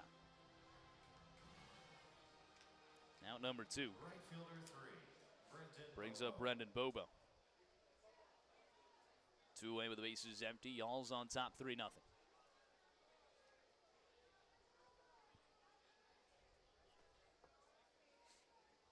Colby Morse entered this with a sub-2.6 ERA. He's given up 3 runs, but I do got to applaud him. He's been hit around just a little bit. I mean, 6 hits. Kept a lot from coming across. Really just 2 pitches, and were sent deep into the night. Off speed in there for a strike. He's picked up a season high in Ks. So it's a mixed bag for Morse.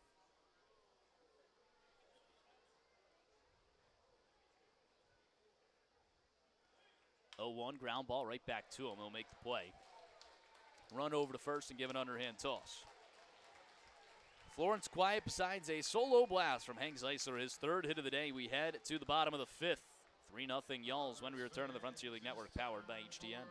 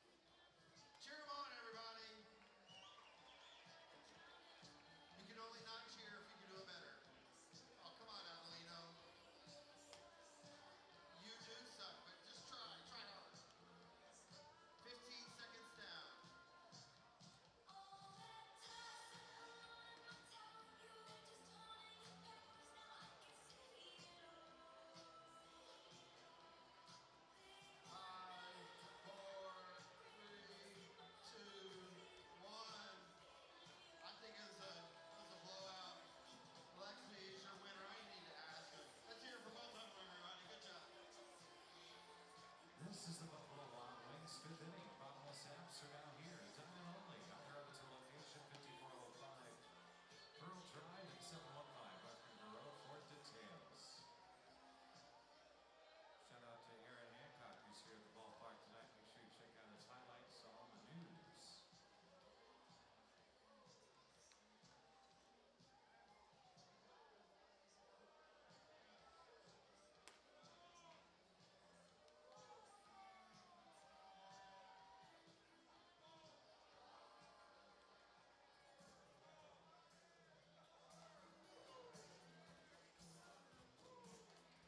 First baseman, number 9, Chris Whitser.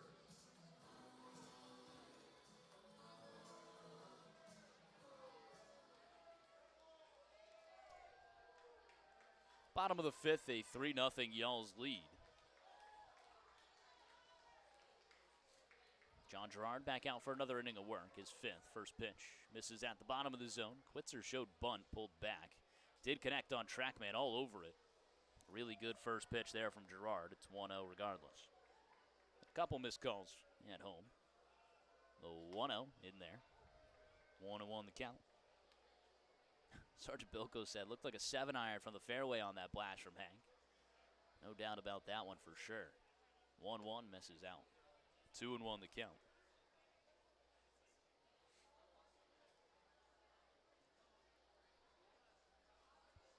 So Hank 8 hits away from breaking the single season record of hits.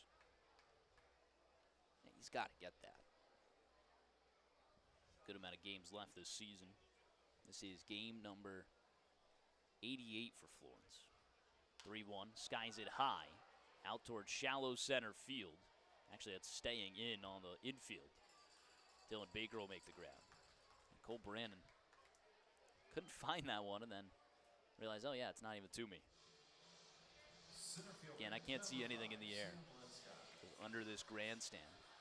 It's like calling a game at Fenway from behind home and you got the grandstand above you. You can't see anything. Sam Linscott grounded out to third his last time up. Grounds it hard over to third, and that's off the glove of Broussard, the first hit of the night for the Otters. 4 no-hit innings from John Gerard. That one was cranked. 98 off the bat. Runner on first and 1 away.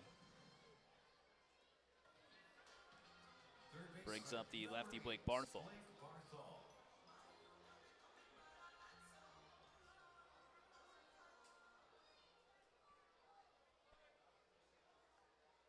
First pitch. Off speed, gets away from Zach Beadle. It missed inside. Crew going to come and talk about this one. Barthol didn't move at the plate. If this is about a hit by pitch, that's the best indication that it's not a hit by pitch. Shocking that this has to be a umpire review.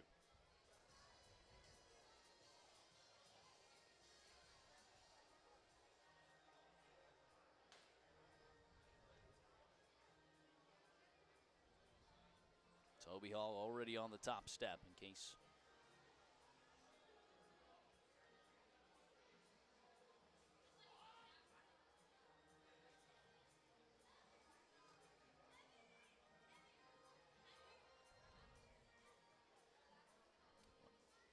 I don't know what this is about.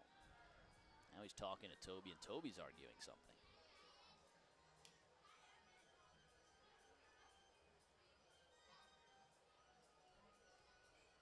Clearly didn't hit him.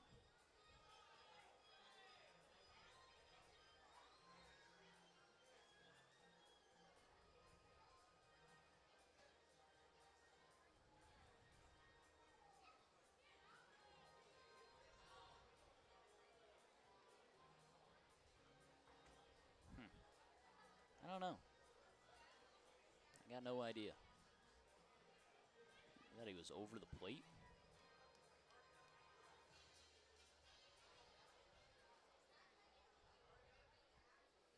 Want to know the count, runner on first and 1 away. Resuming play, that one misses outside 2-0. Barthol struck out looking his last time up. Florence a 3-0 lead, fueled by 2 homers. One from Beadle, one from Zeisler. 2-0, fouls it away, 2-1.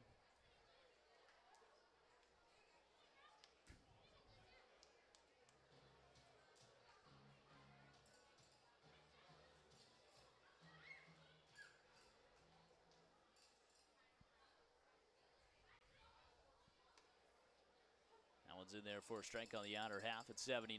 Did dot up the outside corner.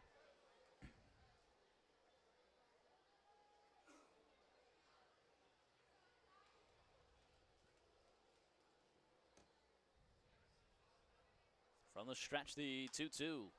Fouled away down the left field line. Windy City scored another run. It's 4-0 Bolts, bottom of the 7th.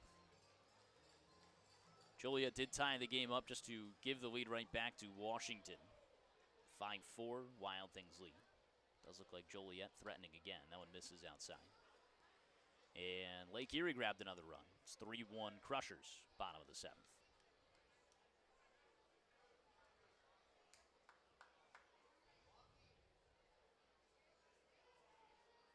The payoff, ground ball, right side foul. Won't do it again.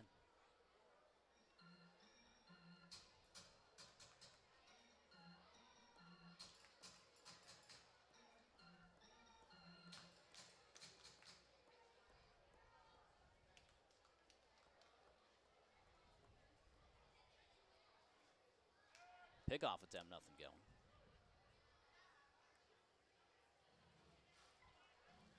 Florence with a 3-0 lead halfway through this ball game.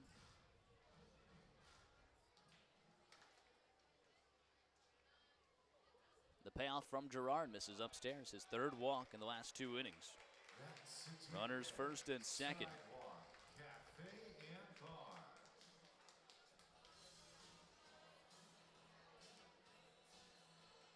Gerard a spotless first 3 innings. 9 up, 9 down with 4 Ks. Faced trouble the second time through. He's now allowed 4 of 8 on base. second time through the order. Brings up the bottom of the order, Salvaggio, an all-star. Runners first and second, and one away. A home run yesterday for Salvaggio. That's in there for a strike. That first pitch strike always so important. I think that really just sets the tone for every at-bat. 0-1. Off speed downstairs.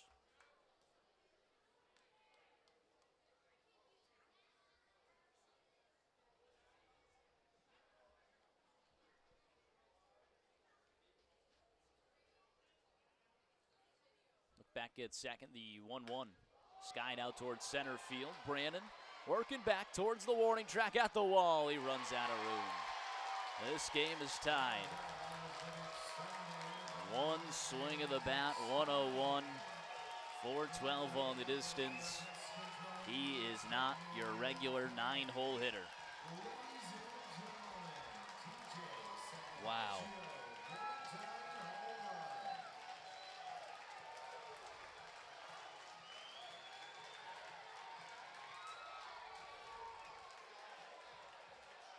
His second home run of the series. He's owned Florence all season. And the Alls quickly getting action in their bullpen. 3-3 ball game here in the bottom of the fifth. Girard's line turns on a dime.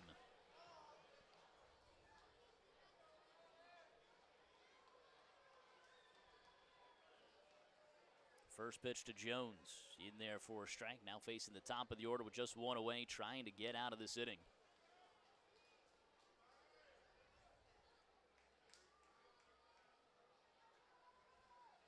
One downstairs, no good. 0 for 2 day for Amani Jones. Couple of groundouts to the left side of the infield.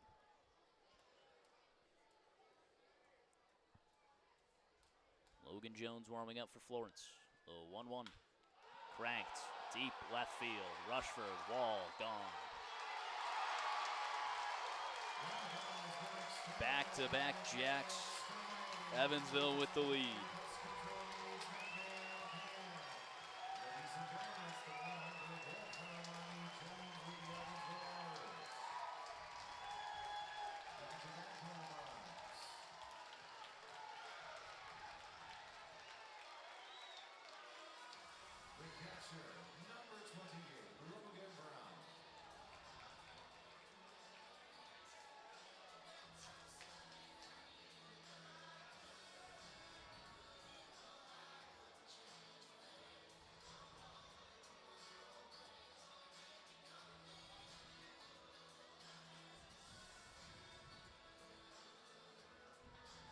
Seen it before from Girard. Just where you have to know where you're at in the game. That's the third time through the order. It's the second time through that hurts him, obviously. It was Girard's debut against Schaumburg. I mean, spotless again through his first couple of innings, but the next time through, ended up giving up 8 runs in the inning. That was the most earned runs in an inning allowed this season by a single pitcher. Now Toby Hall with a slow walk out. It might be the end of the night for Girard.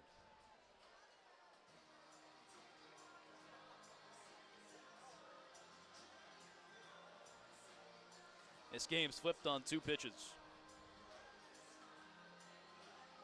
Logan Jones coming into the ball game when we return on the Frontier League Network, powered by HTN.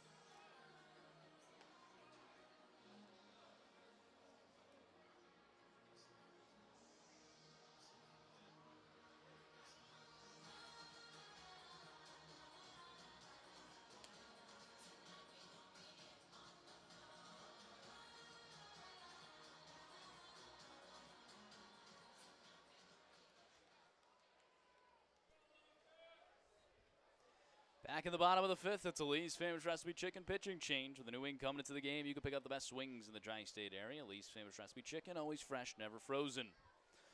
Well, it's certainly a tale of two pitches. John Gerard, his night is done, and he ends up with the loss as it stands right now. It goes 4 1/3, 3 hits, 4 runs, 3 walks, and 4 Ks. Tagged for 2 homers back-to-back. Now it's Logan Jones trying to clean things up for Florence, who will be playing from behind once again. The 0-1 fouls it away, 0-2.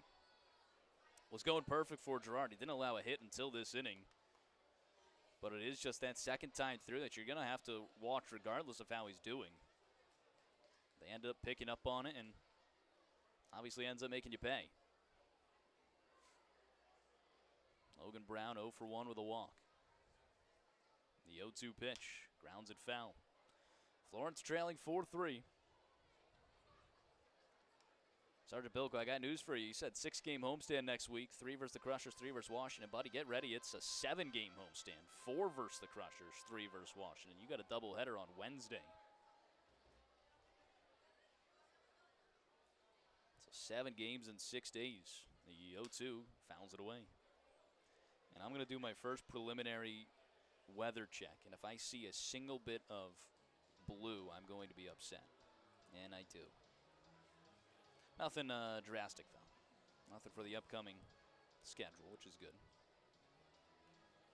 It's been far too rainy at Thomas More Stadium. I'm sick of it. I'm over it.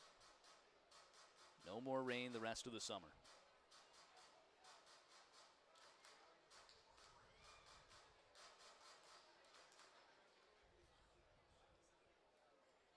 Oh, and 2 the count.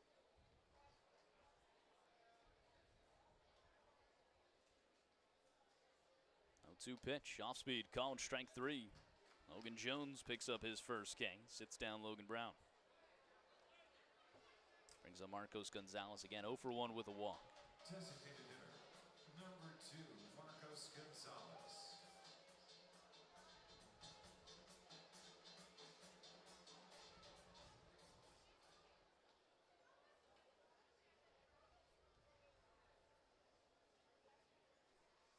First pitch, missing downstairs. Fully caught the zone on TrackMan. Need that every day of the week, twice on Sundays. The 1-0. Drilled out towards left field. Rushford at the wall. He makes the grab. A lot of long fly balls in this one. 2 leave the park. That one stays in. It's 4-3 Evansville. On a dime, this one's changed. And Florence, 4 innings to play with. When we return to the Frontier League Network, powered by HDN.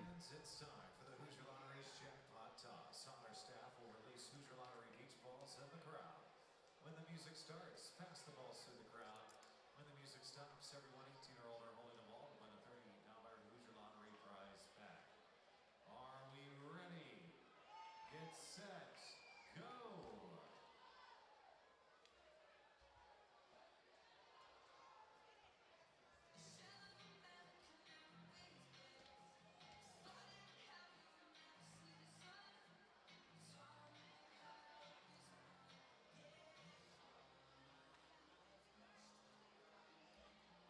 As we Hoosier Lottery it up, shouting out Dan with the rake.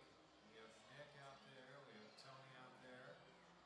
Anthony is out there, and Kansas's #1 fan Drew, he's out there too. And stop. Disappointment, celebration, congratulations from the Hoosier Lottery and the Evansville Otters. Otter staff will tell you how to claim your prize. Must be 18 or older to play and win. Please play responsibly. And make sure you stop by your local Hoosier Lottery retailer to pick up your Powerball ticket for tonight's drawing. Powerball is estimated at $68 million. Must be 18 or older to play. Please play responsibly. It's time for the United Fidelity Bank 6th inning. United Fidelity Bank, the experience you need and service you deserve since 1914.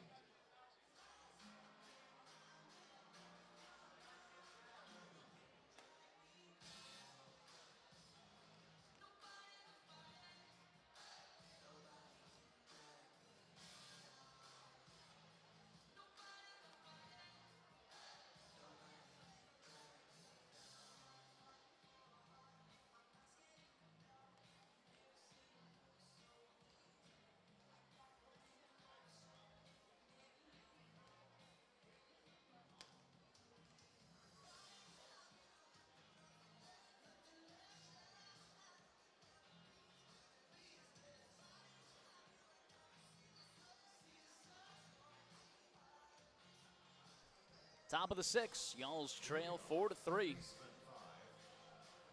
Garrett Broussard, Milo Rushford, and Dylan Baker going to try and bounce Colby Morse from this game, who's in line with the win as it stands right now. They try and throw him another inning. He's at 90 pitches. I was applauding him before. Let's get him out of here now. 6 Ks, a season high for Morse. He's given up 6 hits. Florence has picked up 2 big ones from Zeisler and Beadle, but left a lot of meat on the bone in the 3rd. The bases loaded, they stranded him once again. 0-1 to Broussard. That one misses downstairs, 1-1.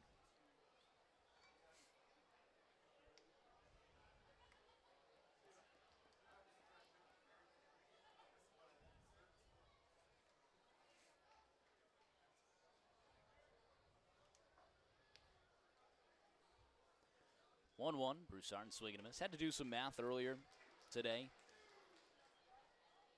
Breaking down Florence's season right now.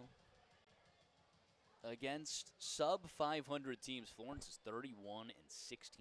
That would include Gateway, Joliet, Lake Erie, Mississippi, Brockton, Sussex County, and Down East. That one misses outside.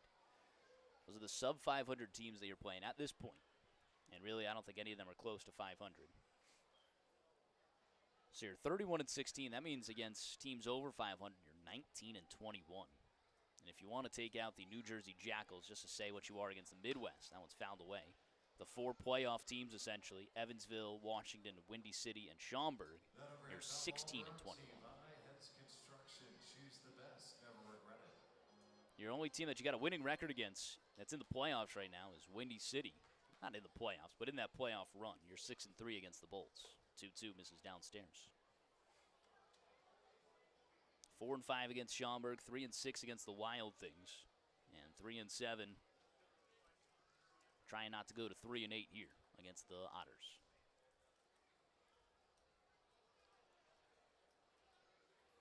The payoff to Broussard, punches it out towards shallow right field. Jones goes out, Robertson comes in, Jones makes the grab.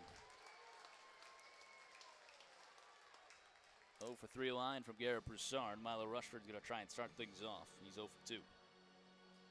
Left fielder 2, Milo Rushford.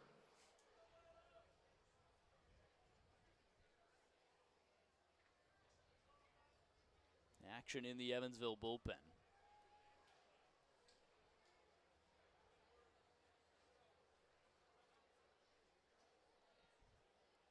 They're trying to stretch Morse as long as possible. Wind up first pitch, upstairs no good. Florence has an option to make them pay for that decision right now before facing a fresh bullpen. You can really stick it to them with a big inning here. The 1-0. Popped up foul.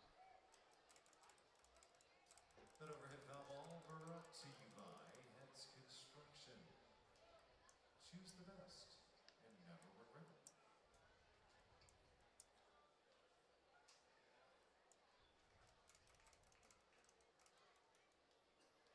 1-1. Check swing, top of the zone, doesn't go around. 2-1 the count.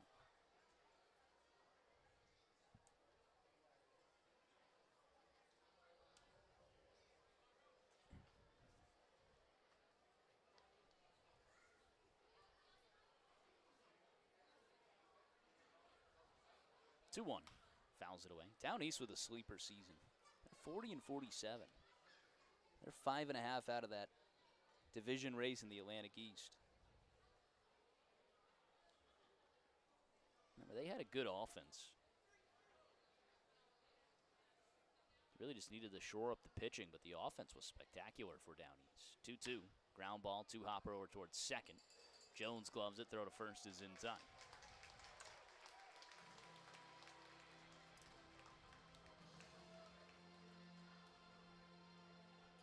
Shortstop 6, Dylan Baker.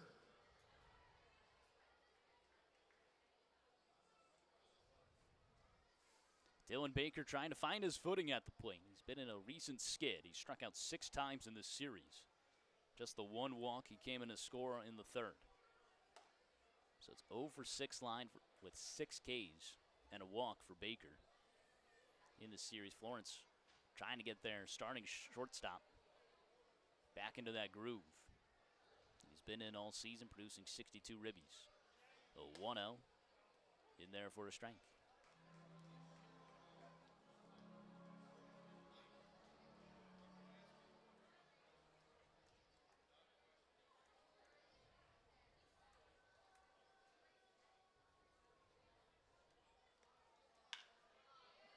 Hard hit grounder over towards short, fielded on one hop. Throw on to first is in time.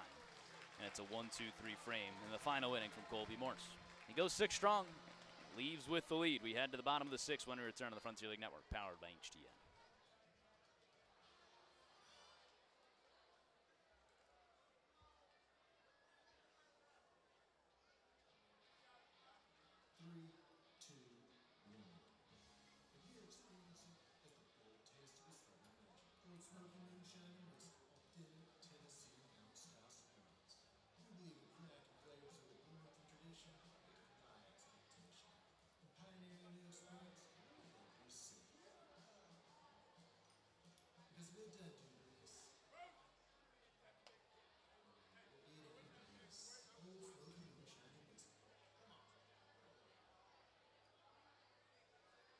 Hey, ladies and gentlemen, attention please. Matthew Will just told me that tonight at the ballpark there is what?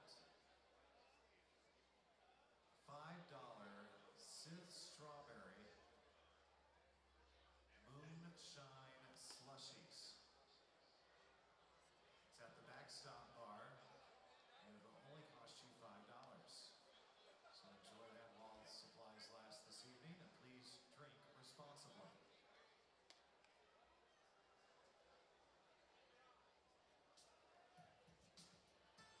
Final call to place a bid on one of those jerseys being worn by the Otters this evening. You have 4 minutes before sales and the auction ends on Dash. Go to Otters social media pages to find links to bid online, and perhaps you can take a jersey home tonight.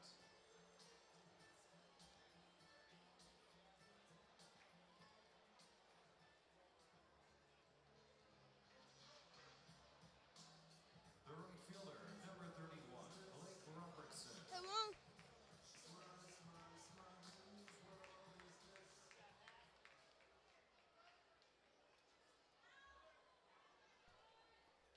Bottom of the 6th. 4-3 Evansville lead. Logan Jones trying to keep it that way. Ground ball on the first pitch over towards Blomquist, who swallows it up. Throw on to first is in time to retire Blake Robertson. 4-3 on the put away. That's a great start to the inning.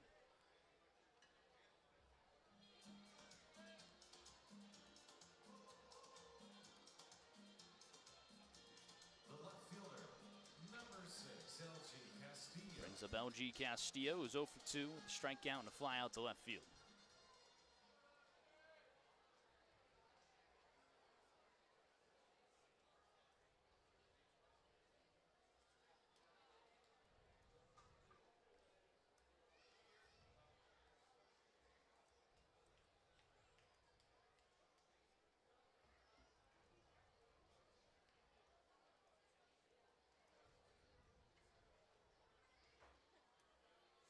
The 1-0 ground ball.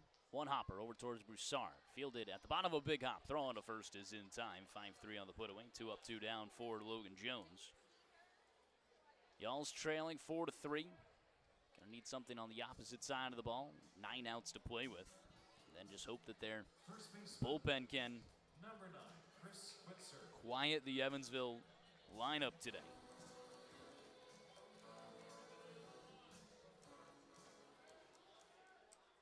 Chris Quitzer, the lefty.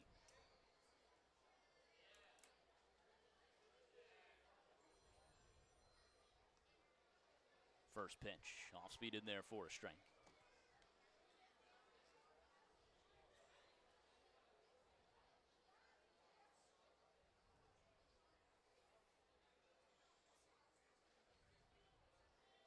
Oh, 1 ground ball. 2 hopper over towards Blomquist. Throw on to first is in time, and Logan Jones with a lightning quick 1-2-3 frame in the 6th. Couple of ground outs, and we head to the 7th. Y'all's trailing 4-3 when we return on the Frontier League Network, powered by HTN.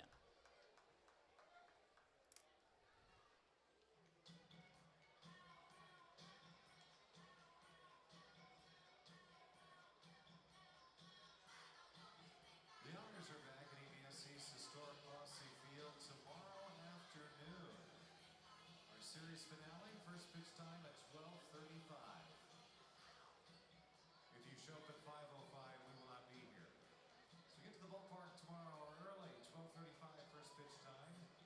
It's a Sunday family fun day. You can enjoy $3 Dippin' Dots all game long. And don't forget, dogs are welcome at the ballpark on Sundays. Tickets at EvansvilleHotters.com or call 812-435-8686. This is the Jacobs Pub 7th inning. Jacobs Pub is proud to support the Evansville Owners and Jacobsville neighborhood. Be sure to check out First Fridays on North Main. Jacobs Pub at 607 North Main Street.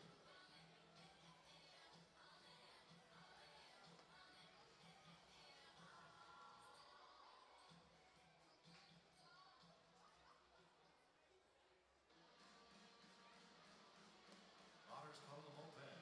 On a Chase Cribble. Into pitch. Cribble's on the mound. Brown behind the plate. It's powered by the Answer Auto Repair East. Find your battery needs at the Answer Auto Repair East.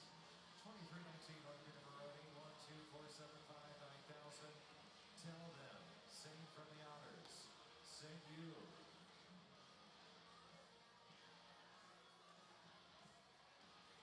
Leading off for the Florence Y'alls, the catcher, 71, Zach Beadle.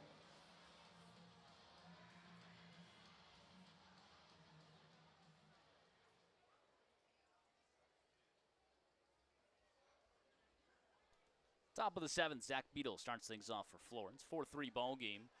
It's a new pitcher in for Evansville. They'll switch sides and go to the lefty. Will be number 11, Chase Cribble. First time seeing Cribble out of Shippenville, Pennsylvania, went to the University of Pittsburgh. 6'2", $165 from the left side. Off speed in there for a strike. Beadle on base twice today. He is 1 for 1 with a 2-run homer and a walk. Morse goes 6 innings, allows 6 hits, 3 runs. 6 Ks a season high there. 1-1. Check swing, grounds it right back to the pitcher. Weekly 1-3 on the put away for Beadle. Top of the order we go. It's Cole Brandon. Florence down to their final 8 outs before dropping the series to Evansville. In a battle of some Midwest Titans, Florence trying to stay afloat in the playoff race. Could really use a win here tonight. Won't gain any ground anywhere else. Nobody's helping them. Of course, that's unfair to say. But Windy City, a 4-2 lead over Gateway. Joliet did come back. They're up 8-5 over Washington, although you're not really chasing Washington. And Lake Erie, a 6-1 lead over the Boomers, however. Not really chasing the Boomers either. The 1-0 misses outside. Just no one can defeat the Windy City Thunderbolts right now. That is the bane of the existence right now for Florence.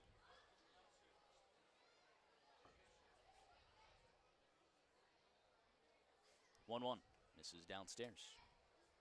Brandon today, 1 for 3 line. Kriebel, a 1-1 record, a 5.63 ERA.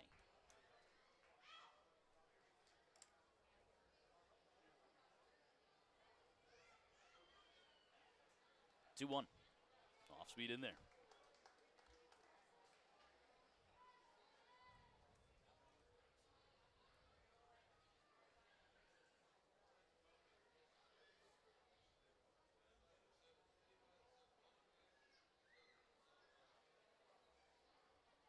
Wind up the 2-2. Brandon skies it out towards right field, but all over it is Robertson.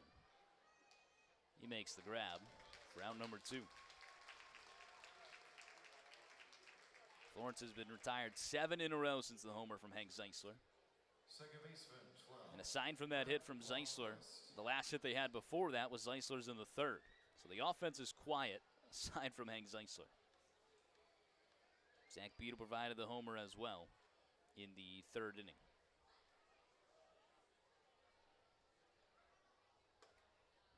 That one misses inside to Brett Blomquist.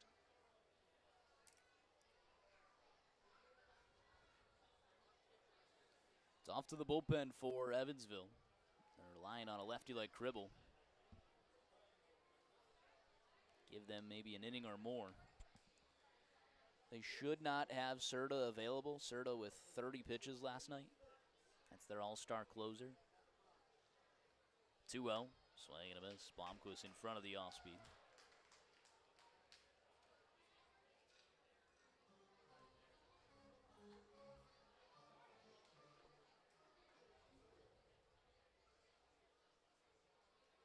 2-1. Cranked. Oh, leaping grab from Barthol. I mean, that's just the tip of the cap. He hung in the air for a long time and takes away a base hit from Blomquist. 1-2-3 frame from Florence. 8 in a row retired. We head to stretch time at Bosse Field when we return to the Frontier League Network, powered by HTN.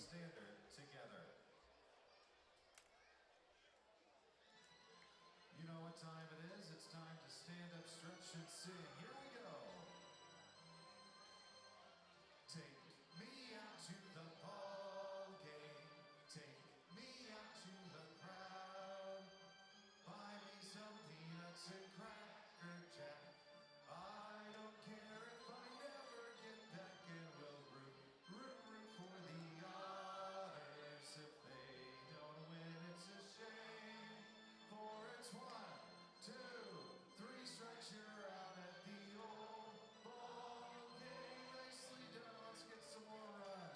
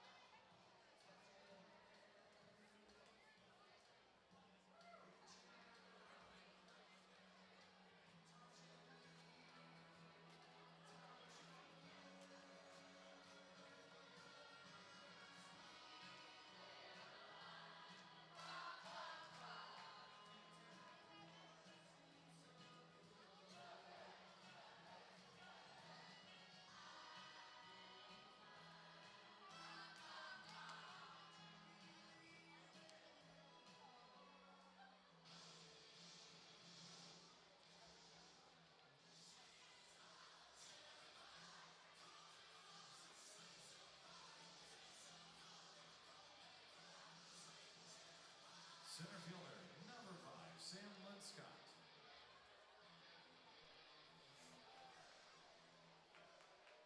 Bottom of the 7th always brings us our stretch time, presented by the Stretch Lab, their team of highly trained flexologists to give you a deeper stretch than you could ever achieve on your own. Visit stretchlab.com to find a location near you today.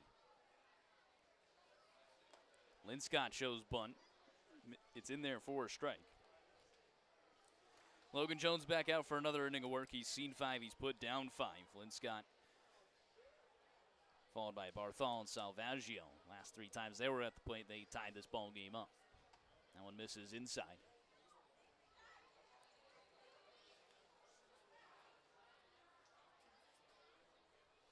Another righty warming up for the Evansville Otters. Might just be a 1-inning thing for Chase Cribble. 1-1 from Jones, swing and a miss.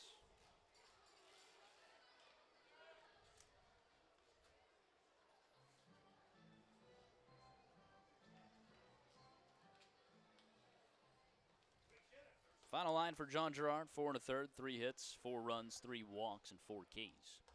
1-2, top of the zone, calling strike 3. Beautiful spot from Logan Jones. That's his second K of the day, and second looking as well.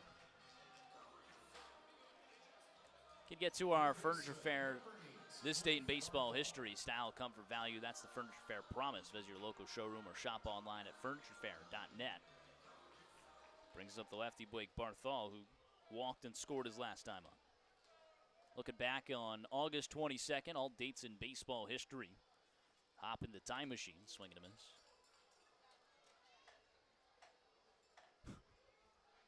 Let's go to August 22nd, 1886. This is wild.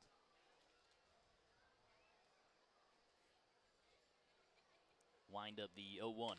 Upstairs, no good, 1-1. Just as he reaches the ball on a long hit by Jimmy Wolf, Red center fielder Abner Powell's pants are grabbed by a stray dog. Wolf circles the bases with the homer that wins the game for Louisville, 5-3 in 11 innings. That's absurd. That one misses outside 2-1. So just as he gets to a ball that's hit in the outfield, the center fielder for the Reds, Abner Powell, has his pants grabbed by a stray dog. He's bit, essentially, by a stray dog with the winning run coming around on the bases. Only something in 1886, right? This date in 1886. 3-1. This is inside. 5-pitch walk to Barthol. Second time he's been on base today from the walk. Sidewalk, cafe, and bar.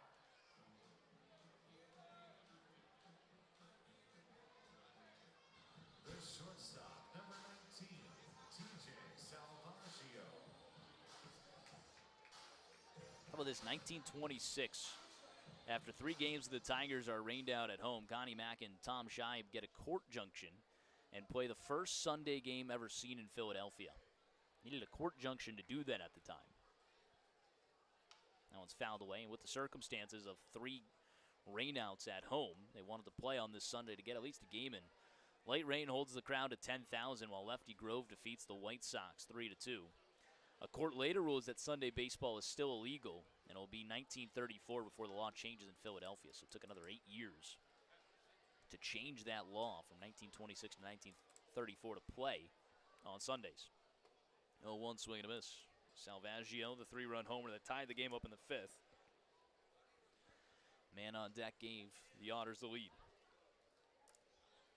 Florence down to their final 6 outs on offense in a game that you hope is not decided by 2 pitches.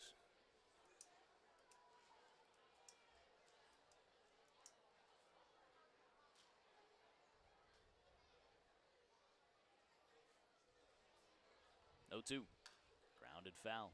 1 away runner on first.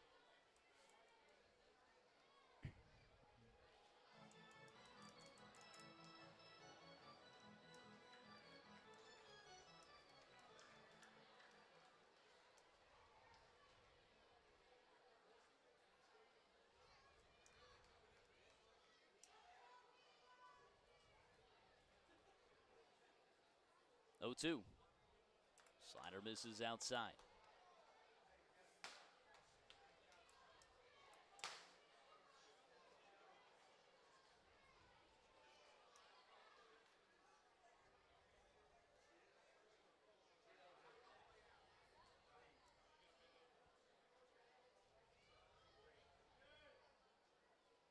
Pickoff attempt, nothing going.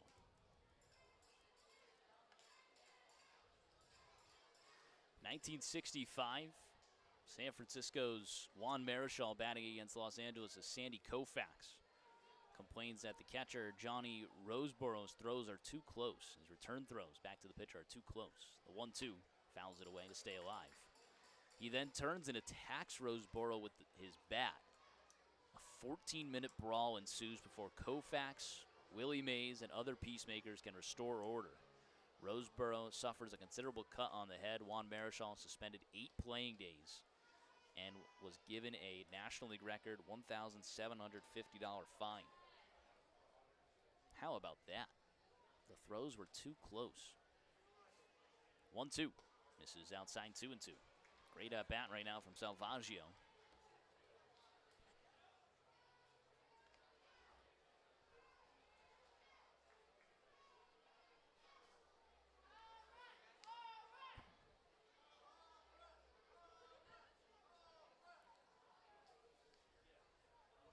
Two.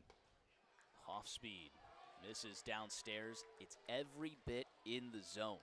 It is a really bad strike zone tonight. That is every bit in there.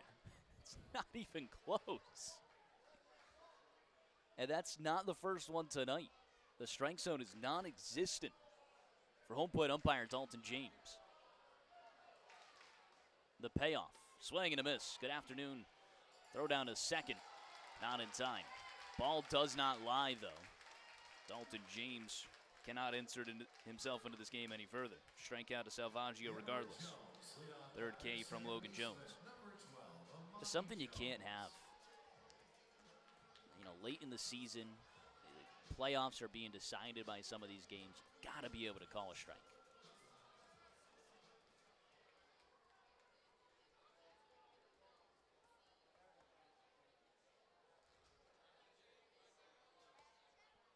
First pitch, misses outside.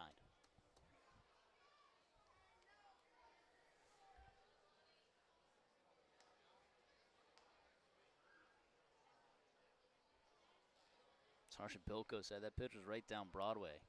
Now, you're right about that.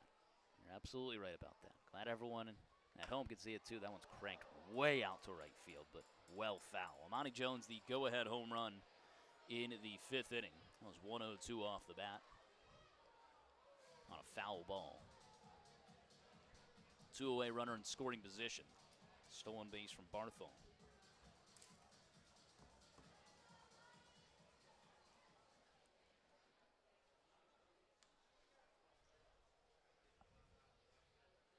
The 1-1. Top of the zone, no good.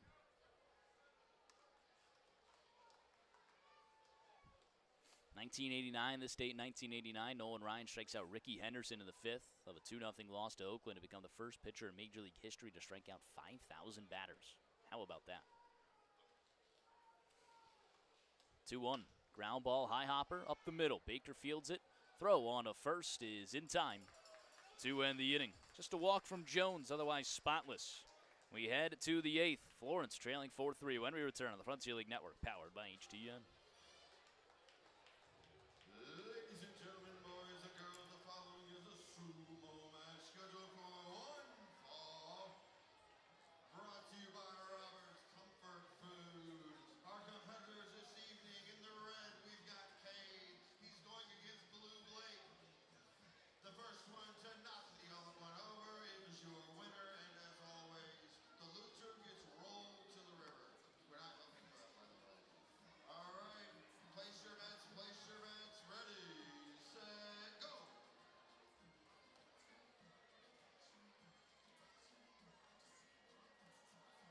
Lost his head.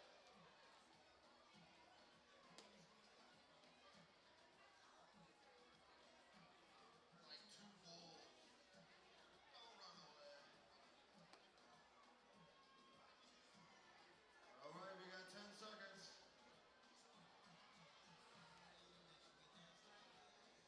5, 4, 3. Put your back into it. Thumb down. 2, 1. We got a time limit. Oh, good job, young bull. Sumo brought to you by Robert's Comfort Food, saving the flavors of the South at Robert's Comfort Food in Evansville. And don't miss their Friday fish fry featuring all you can eat fish, hush puppies, fries, and coleslaw for just $18. Visit them at 1125 North Green River Road or online at robertsriver.com. Fans make a difference off the field tonight. When you shop or donate at Evansville Goodwill, you're providing vital education, job training, and support for our neighbors. Clean out your homes, shop your local store, and help transform lives today. Learn more at evbgoodwill.org.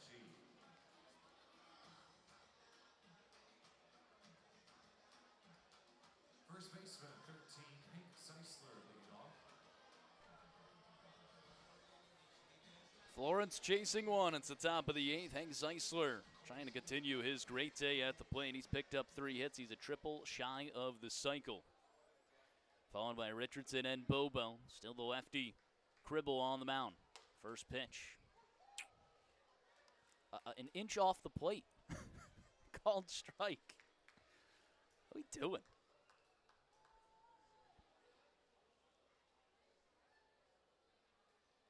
0-1. Swing and a miss. Quickly down 0-2. Man. Florence can't catch a break here on this strike zone. Zeisler quickly down 0-2.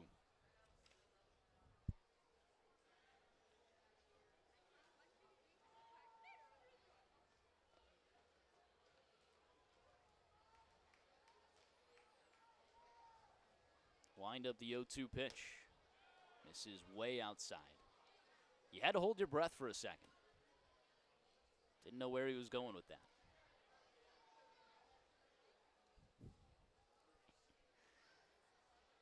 Nobody out. Here's the 1-2. This is downstairs. Straight up defense for Evansville. Y'all's chasing one. Top of the 8th. Florence trying not to drop the series. The 2-2 fouls it straight back. Zeisler without a triple yet this season. That's what he does, stand away from the cycle. Like a triple, I mean, you really have to pull it down the line and send it into that corner. 2-2. Cranks it high and deep out towards right field. Robertson, warning track to the wall. So long.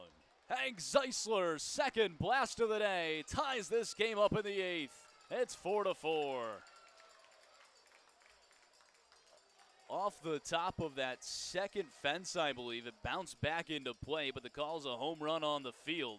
And Hank Zeisler, a 4-for-4 day, ties this game up. Take a bow. Lefty battle. Zeisler gets the best of it. He's been red hot at the plate all day. And the miscalled strike doesn't matter.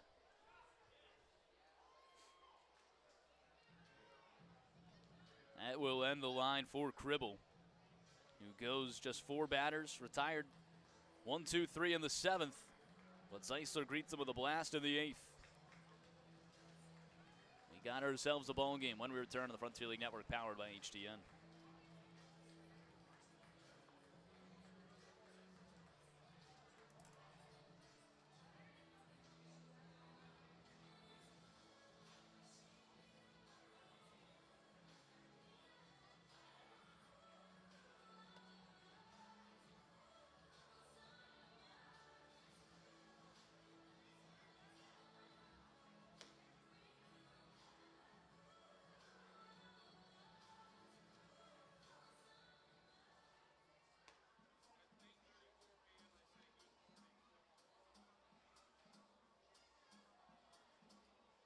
Honors call the bullpen. Alex Valdez hit to pitch. Now is on the mound. Ground behind the plate. It's powered by the Answer Auto Repair East. Located at 2319 North River Road, 812-475-9000.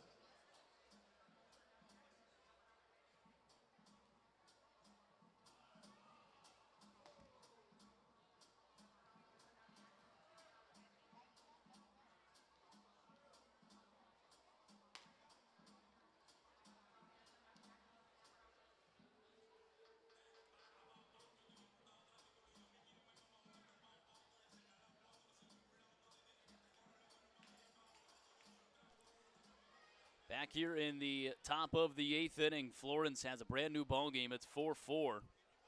Hank Zeisler with his 4th hit of the day, 2nd homer, and also with that run, breaks the single season run record for Florence, his 84th of the season.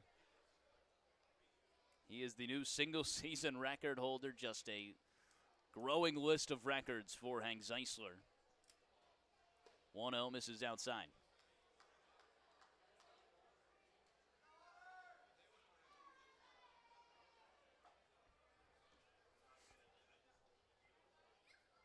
Wind up the 2-0. Top of the zone, no good.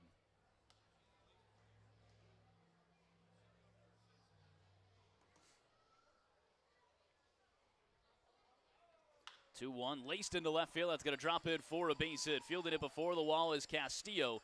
Richardson, with a tough knee, does only get the single. 1-0-1 off the bat. That'll be the end of the night for Zayde Richardson. Gets a big-time hit here in the 8th. 1 for 4. He will leave due to having to run. Your attention, please. That'll be Oscar Serratos. Pinch runner at first base for Florence. 24, Oscar Serratos. Serratos in to run.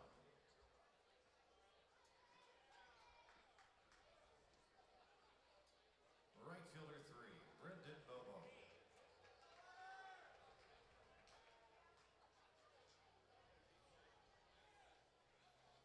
First pitch, swing and a miss. Brendan Bobo is the batter.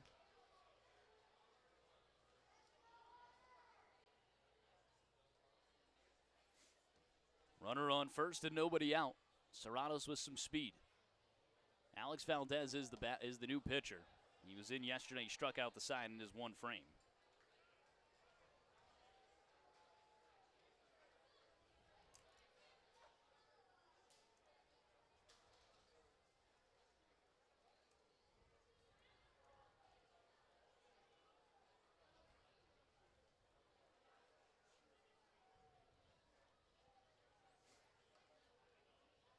1-1, fouls it away.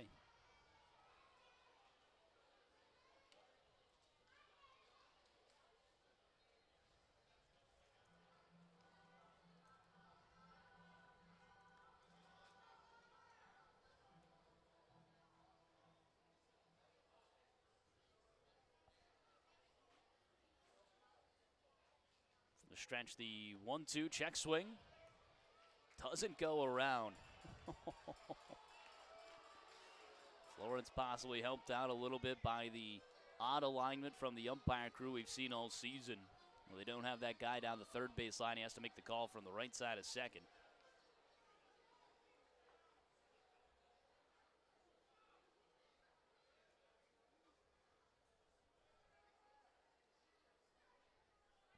Two-two, swing and a miss. Bobo down on strikes. First down. You get that runner on first here late in the ball game. You can go to that situational baseball. It doesn't matter how you're doing it, but moving that guy into scoring position is just pivotal for Florence.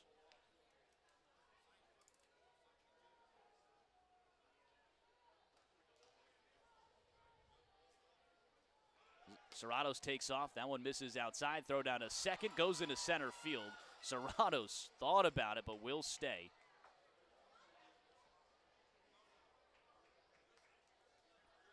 He works a stolen base, so that's how you're going to have to do it. Florence moves him into scoring position by himself. Really good job there from Oscar Serratos.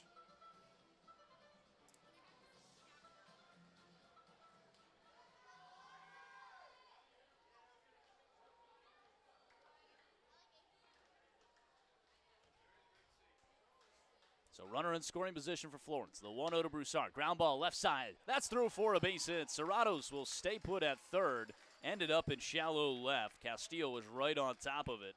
Runners at the corners for Florence, but now a sacrifice situation. Broussard, his first hit of the day, will pass the baton on to Milo Rushford. Florence will start to warm up. Chris Barraza. Interesting turn of events there. Barraza usually your ninth inning guy. Maybe trying to go 2 innings, but you have McAvoy as well. Like I said, it really doesn't matter how you throw him. First pitch to Rushford. In there for a strike. 0-1 the count.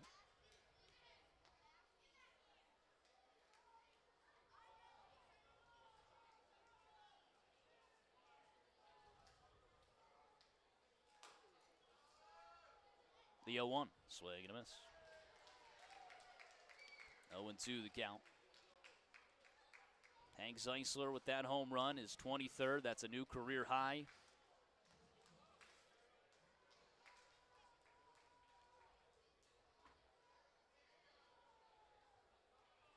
The 0-2 misses downstairs and swallowed up by Brown.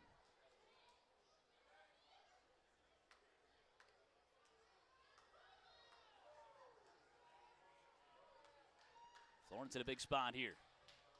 Runners at the corners, one away, a 1-2 count, 4-4 top of the 8th, trying to get the lead. The 1-2 to Rushford, check swing, doesn't go. 2-2.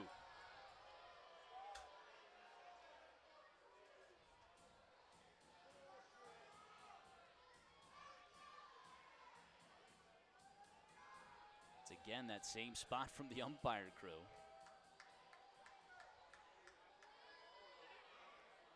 And someone's ejected. Andy McCauley. Second night in a row he's ejected from the home plate umpire. Not the same umpire, but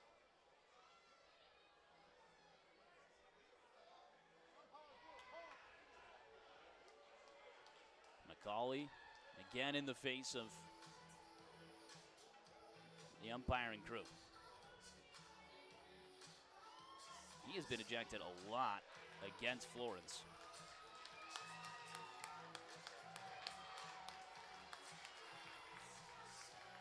This time arguing a check swing.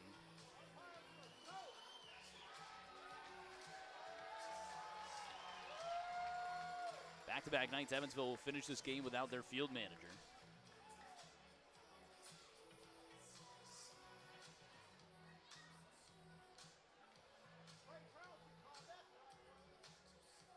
Florence has tied this game up at 4. It's a 2-2 count with one away to Milo Rushford.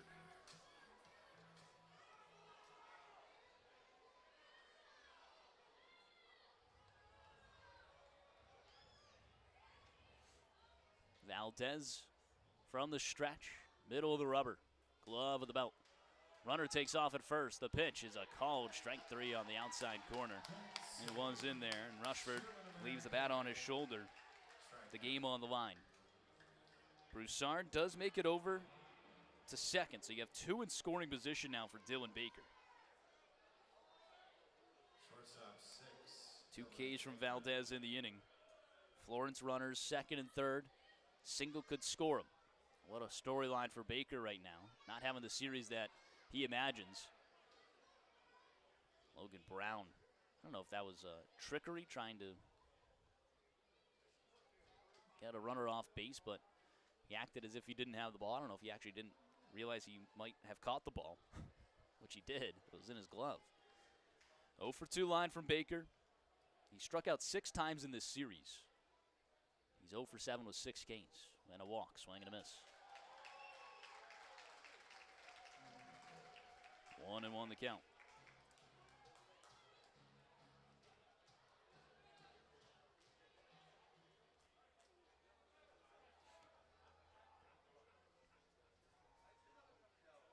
One. Misses inside 2-1.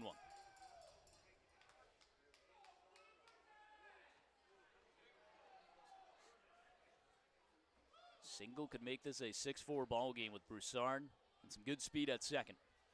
Serrato's at third. Valdez, 2-1. Baker fouls it away. 2-2 the count. That overhead foul ball brought to you by Heads Construction. Choose the best. Some other team scoreboard watching across the league. Florence obviously in a big-time game here. How about those Grizzlies? 4 runs in the 9th. They take a 6-4 lead. How about that? Over the Bolts. Sure. Here's the 2-2. Fouls it away. Washington.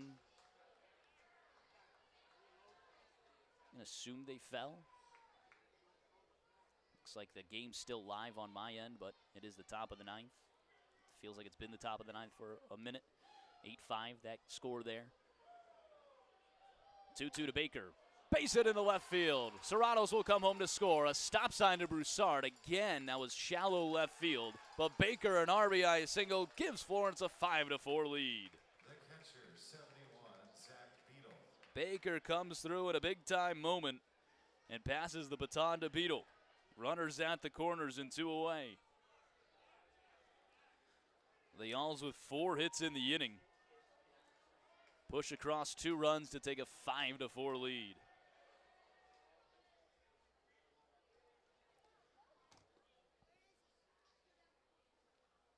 First pitch to Beadle, he fouls it away. Beadle 1 for 2 today, a 2-run homer back in the 3rd, plus a walk.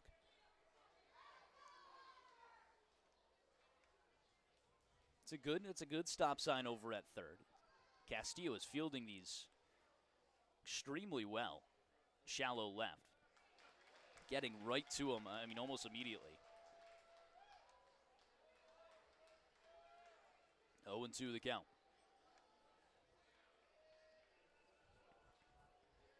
Looks like Lake Erie handled Schaumburg, and all of a sudden, this turned into like, hey, maybe Florence can pick up a couple games. The 0-2 runner takes off at first and misses. No throw to second. Baker will move into scoring position. Stolen base there. 3 stolen bases in the inning. Evansville didn't seem too interested in taking a look at Baker there.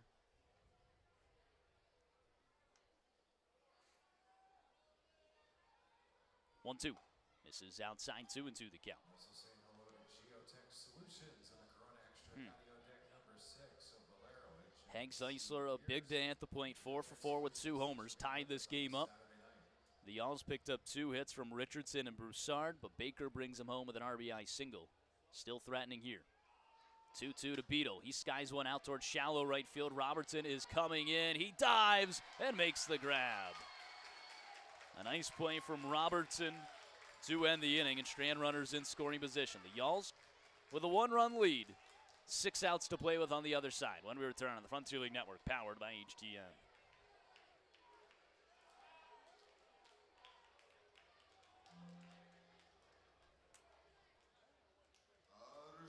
This time for the Legends Zip, brought to you by Zip Pizza. We got about another week to check out their jalapeno face pizza of the month. Over there by first base, we've got 3 local legends: Benjamin Bossy, William Henry Harrison, and Evan the Autor. They're going to race around the morning track. First one across the finish line is the superior legend for the evening. So make your choices wisely. Legends, are you ready? Set, go!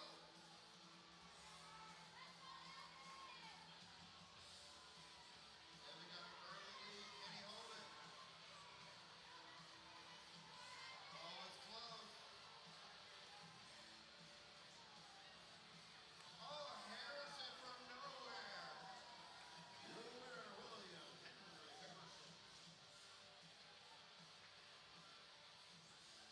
Legendary Harrison wins it from behind.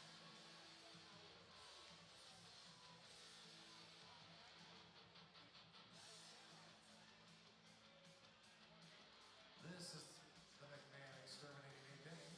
Remember who can help with all your best control needs, McMahon can.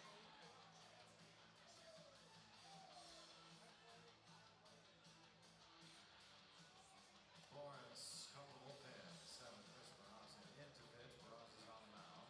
Field behind the plate is started by the Answer Auto Repair East. Find your battery needs at the Answer Auto Repair East. 2319 Oak River Road, 812-475-9000.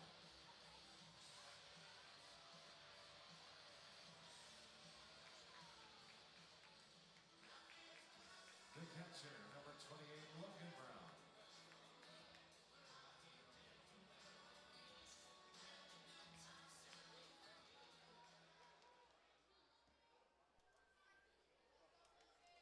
Bottom of the 8th, a 5-4 ball game. Lee's famous recipe chicken pitching change. With the new wing coming into the game, you can pick up the best wings in the tri-state area. Lee's famous recipe chicken, always fresh, never frozen. Chris Barraza, the new pitcher in for Florence, recently acquired at the acquisition deadline. The all-star closer from Mississippi, just 1 appearance for the Y'alls this season. Allowed that unearned run in sudden death. Other than that, he was pitching pretty well. Features a mid-90s fastball. Affiliate experience from his time with the Angels. High strikeout guy. The 2-0. Skied out towards shallow left field. Rushford coming in. It's foul territory. Someone trying to get there, but nobody does. Broussard a little bit to his left. Ended up just behind him. New life for Logan Brown. 2-1 the count.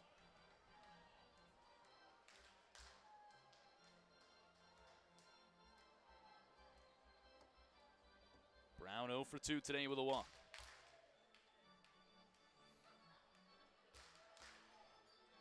Florence trying to put away the honors. It's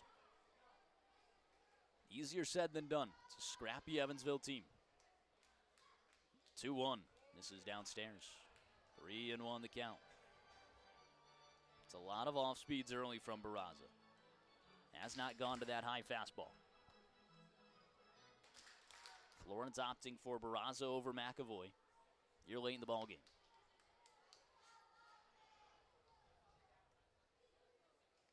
The 3-1 misses upstairs. Tying run is aboard. Evansville certainly a small ball team. Let's see how they try and move this guy into scoring position. Designated hitter, number 2, Marcos Do they go to a bunt scenario? Do they let Marcos Gonzalez swing and he just shortens things up?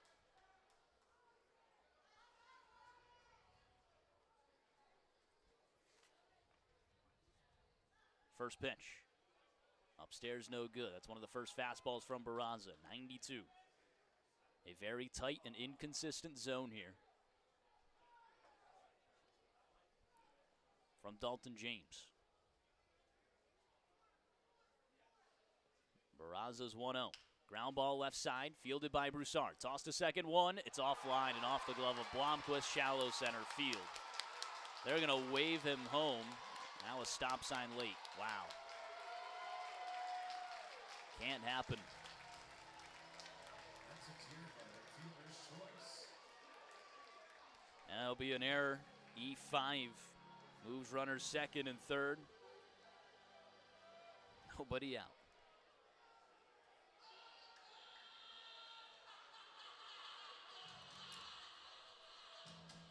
Toby all going to try and calm him down. Florence has 10 hits today compared to the 3 from Evansville, and they have just a 1-run lead and a chance of squandering. To say they've left a lot on the bone is an understatement.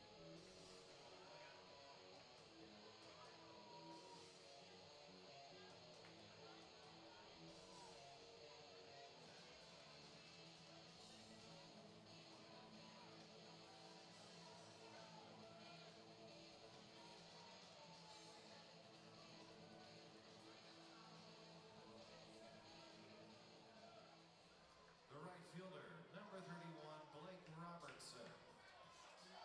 Yalls will bring the infield in. That was a double play scenario.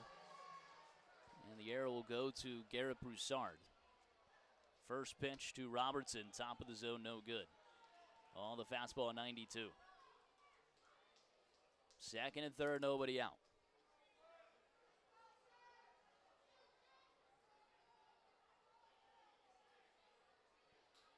One 0 upstairs, no good. Florence also needs Barraza to get some strikes on the board.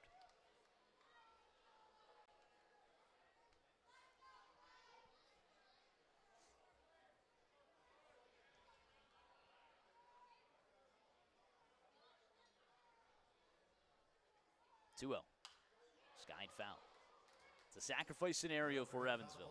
Brought to you by Heads Construction. Choose the best. Florence has missed plenty of chances today. Why can't Evansville?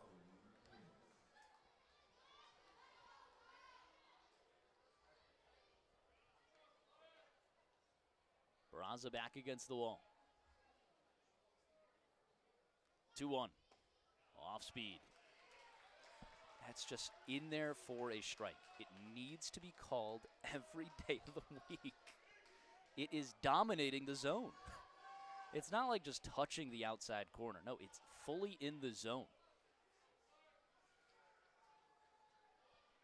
And that's like the 5th time tonight that he's missed one. 3-1. This is downstairs a walk. Wow, bases loaded, nobody out. Sidewalk, Cafe and Bar.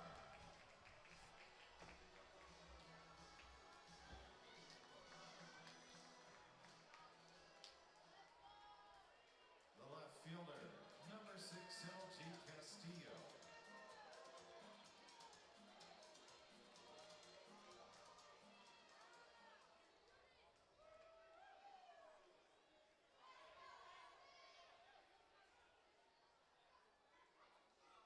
First pitch to Castillo, a swing and a miss. Bases loaded, nobody out, game on the line.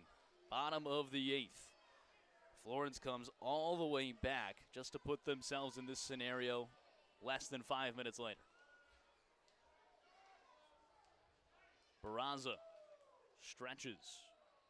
0-1, swing and a miss, bottom of the zone and swallowed up by Beetle.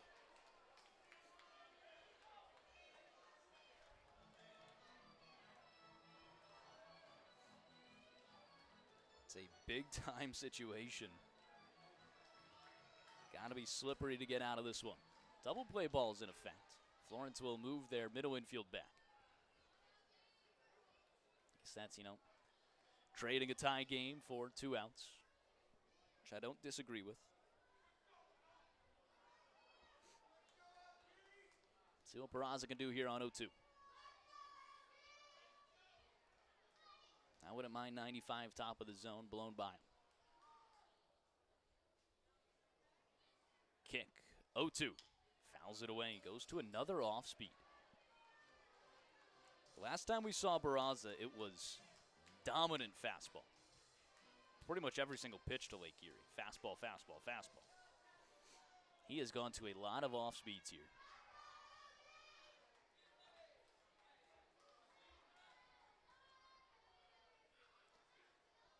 Here's the 0-2 again. Fouls it away. Zane here to tell you that Overhead Foul Ball is brought to you by Heads Construction. Choose the best and never regret it.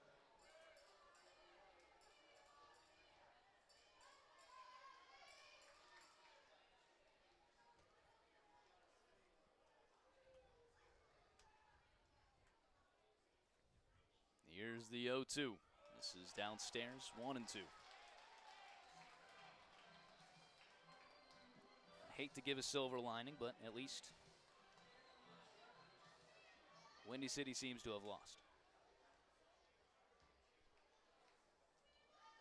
Now, you really want to capitalize on the losses.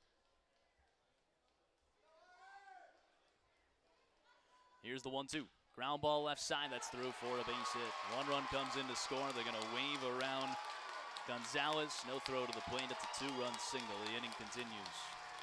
Nobody out, first and second, 6-5 Evansville. Man. What a brutal inning for Florence. The first baseman, number 9, Chris Switzer. We've spoke about it in prior games. There is something about bringing a closer into a ball game in a non-save situation, and it never goes well. Barraza has been the dominant closer for Mississippi, and you acquired him for the 9th. Now, with that being said, Florence also with an all-star closer in Aiden McAvoy. But they haven't really given save situations to McAvoy recently. So you figured it would have been Barraza there.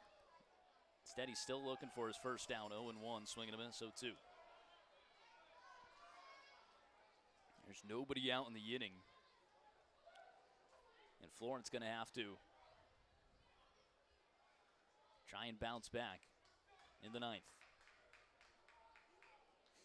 So it was a hard-fought way to get back to the lead. It didn't last long. 0-2. Swing and a miss. 92, 92, 92. All fastballs there to Quitzer. Good afternoon, good evening, good night. First K for Chris Barraza. Number 5, Sam Linscott.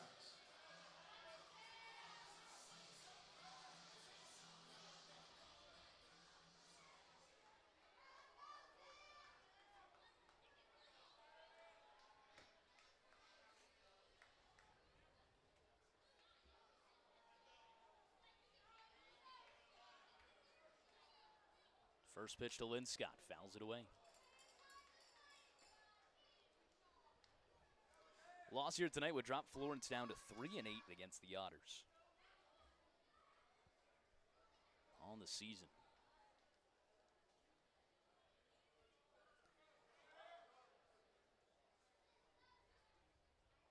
Last season their worst was 3-9 to Mississippi. 0-1, fouls it away. So Evansville trying to be last season's Mississippi, essentially.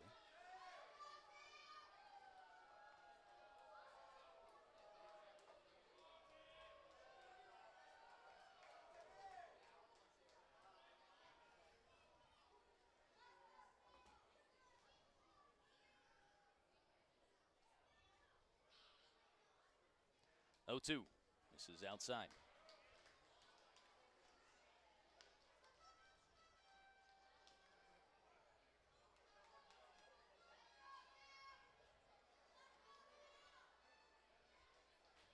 One and 2 the count.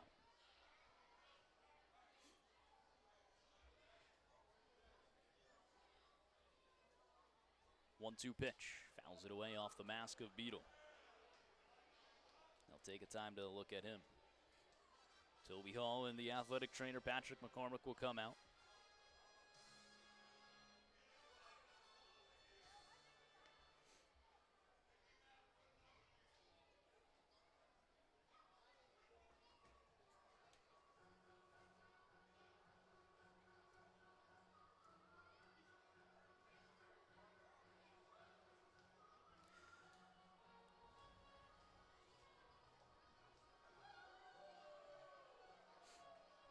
One of the runs will probably be unearned. I can't confirm that. I think it still depends on what Evansville does the rest of the way. Ended up a two-base error against Garrett Broussard. Beetle gets a round of applause from the Evansville crowd. It's good to see that. 1-2 to Linscott. Runners first and second, one away. Florence trailing 6-5 at the bottom of the 8th.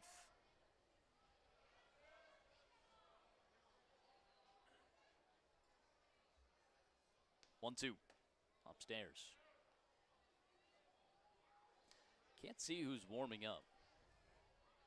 Like I mentioned, Junior Serta yesterday had 30 pitches. I don't think you'd see him again today.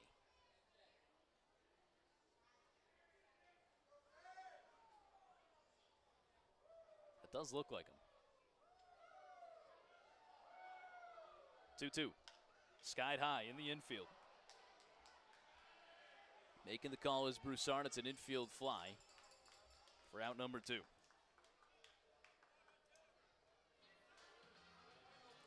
Brings up Blake Barthol. 0 for 1 with 2 walks and a run scored.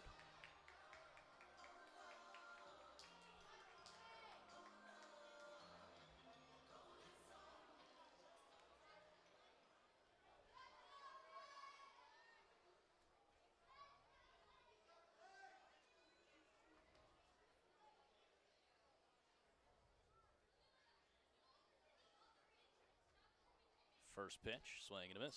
Blown by him at 92.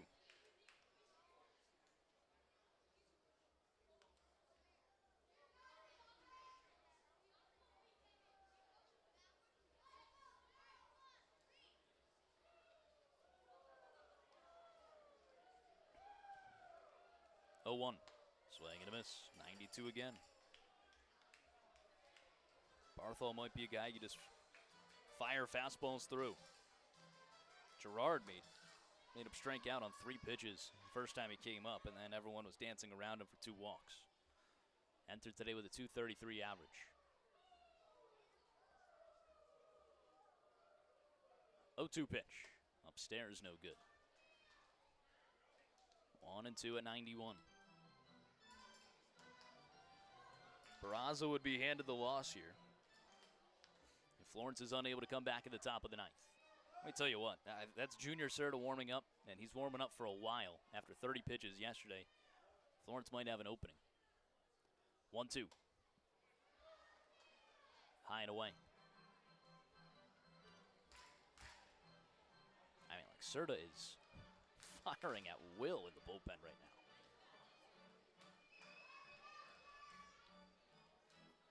It's not like, hey, let me go pitch for pitch. He is just rapid fire.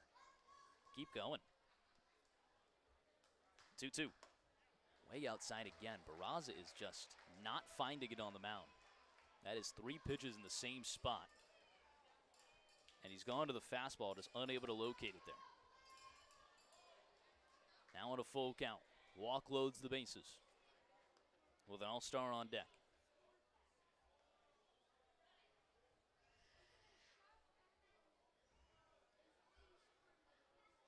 Payoff pitch, no good.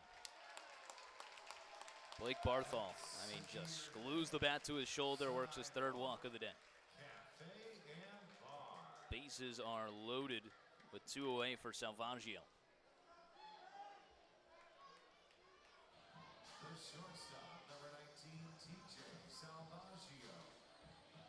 Came all the way back from being down 0-2 right there.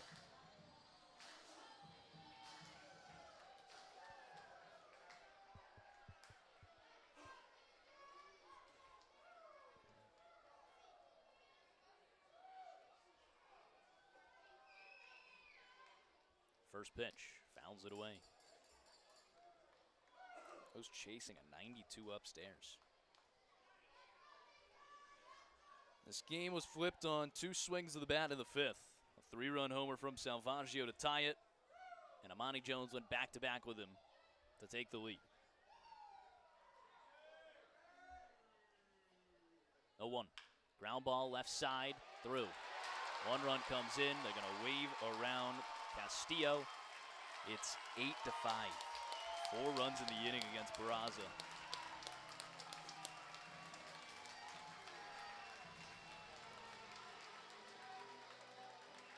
Doesn't get tougher than this, fans. This is one you call a heartbreaker. First and second, 2 away. Florence, nobody warming up the bullpen. It's just up to Barraza to figure it out. Trying to get himself out of this. The Y'all's chasing 3 runs.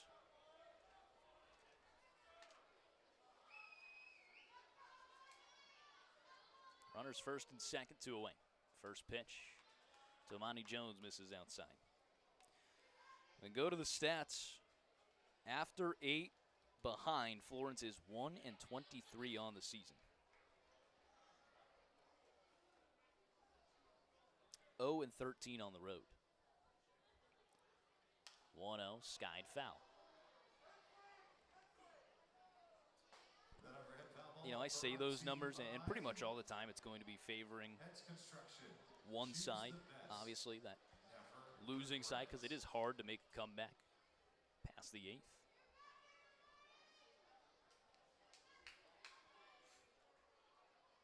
But it is still a stat. 1-23, and it's a big number that you do think about. 2-1 to Jones.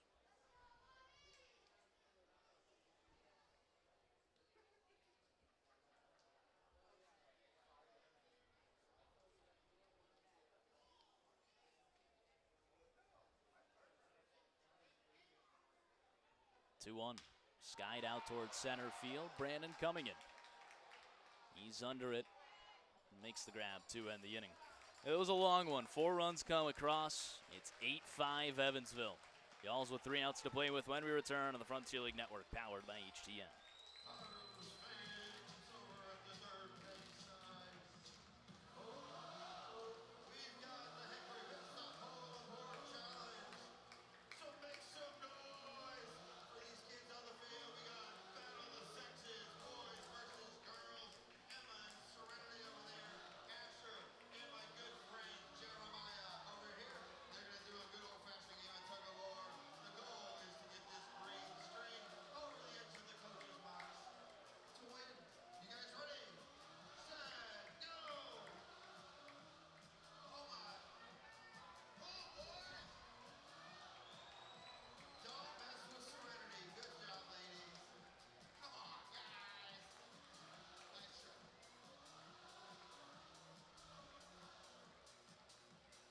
Fans make a difference off the field tonight. When you shop or donate to Evansville Goodwill, you're providing vital education, job training, and support for our neighbors. Clean out your home, shop your local store, and transform lives today. Learn more at evvgoodwill.org. Skip along and make the comfort of your own home with self-service options and Heritage. Heritage, proud partner of Evansville Otters Baseball. This is the McMahon Exterminating Ninth Inning. Remember, if you help with all your pest control needs, McMahon can.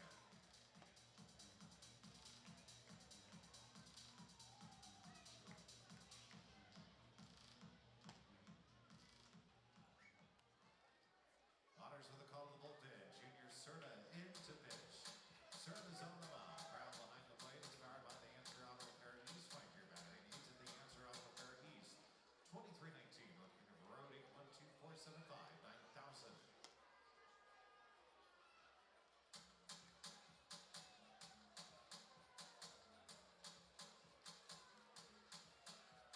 Top of the order to you for Florence. Center fielder H. Cole Brandon.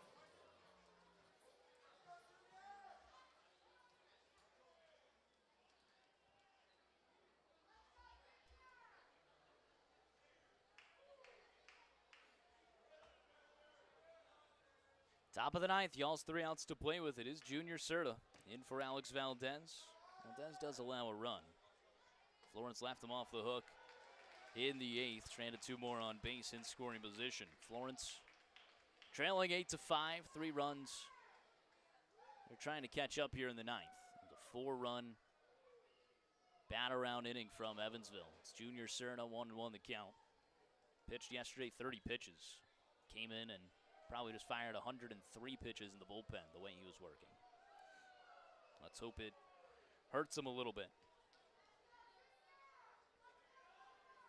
Obviously an all-star closer. Did blow the game at the all-star game. 1-1. Sent out to shallow left. All over it, Castillo. Makes the grab. 2 outs to play with.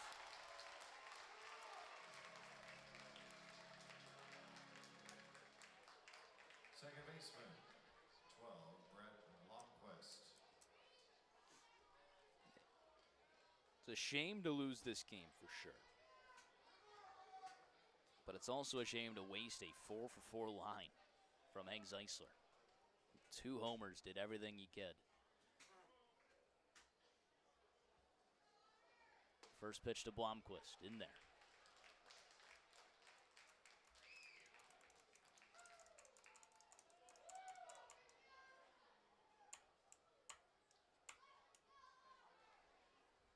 Oh, 1, missing downstairs. Let's go into the lab.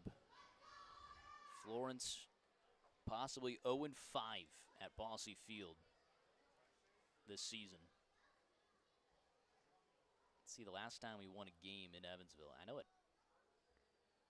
hurt us the year prior before. 6-6 against them in 2024. 6-6 against them in 25.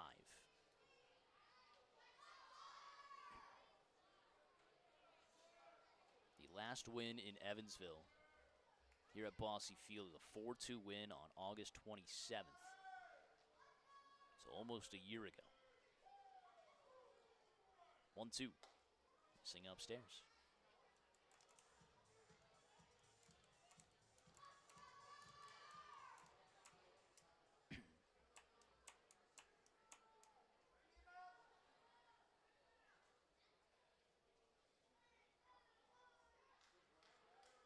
Two, fouls it away.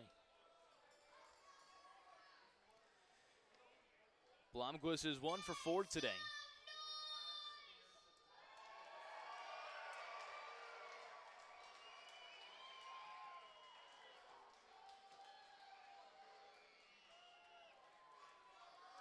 Got 2 guys on base.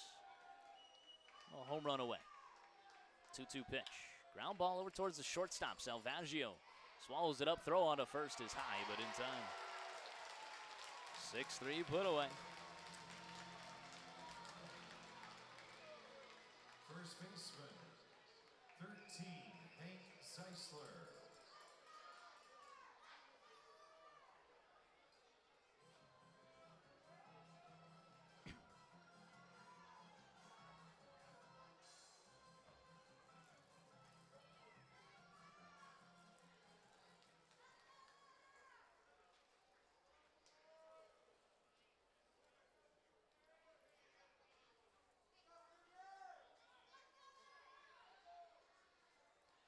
First pitch to Zeisler.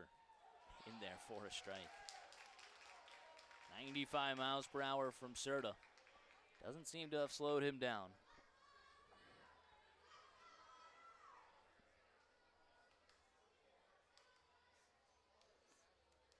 No 1. Bottom of the zone in there. All of a sudden, Dalton James has a sense of the strike zone. 0-2 the count to the man that's 4 for 4 with 2 home runs today. A triple shy of the cycle.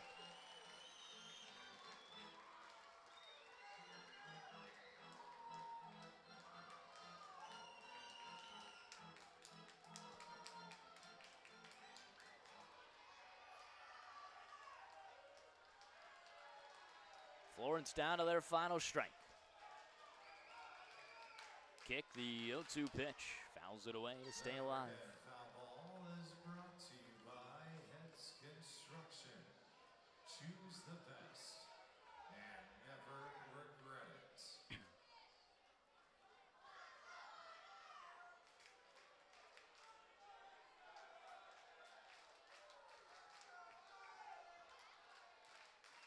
Oh, 2. Fouls it away again. Again, that overhead foul ball. Florence hopped out to a 2-0 lead in the third with a 2-run shot from Zach Beadle. Then in the fifth, they got their first home run of the day from Hank Zeisler. Made it 3-0 just to go ahead in the very next inning, give up 4 more runs. Fall 4-3. 0-2, skied foul. Trailing 4-3 all the way until the top of the 8th. They pick up a tie ball game off the bat of Zeisler, a solo homer to tie it 4-4. RBI single from Baker makes it 5-4, and within 10 minutes, they gave up the lead and 4 more runs came across for Evansville to take the 8-5 game. That's where we are right now. Top of the 9th, 2 away, bases empty. The 0-2 to Zeisler, calling strike 3 inside corner.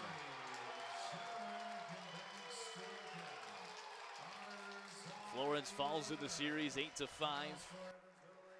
And the Evansville Otters had moved to 3-8 against Florence this season.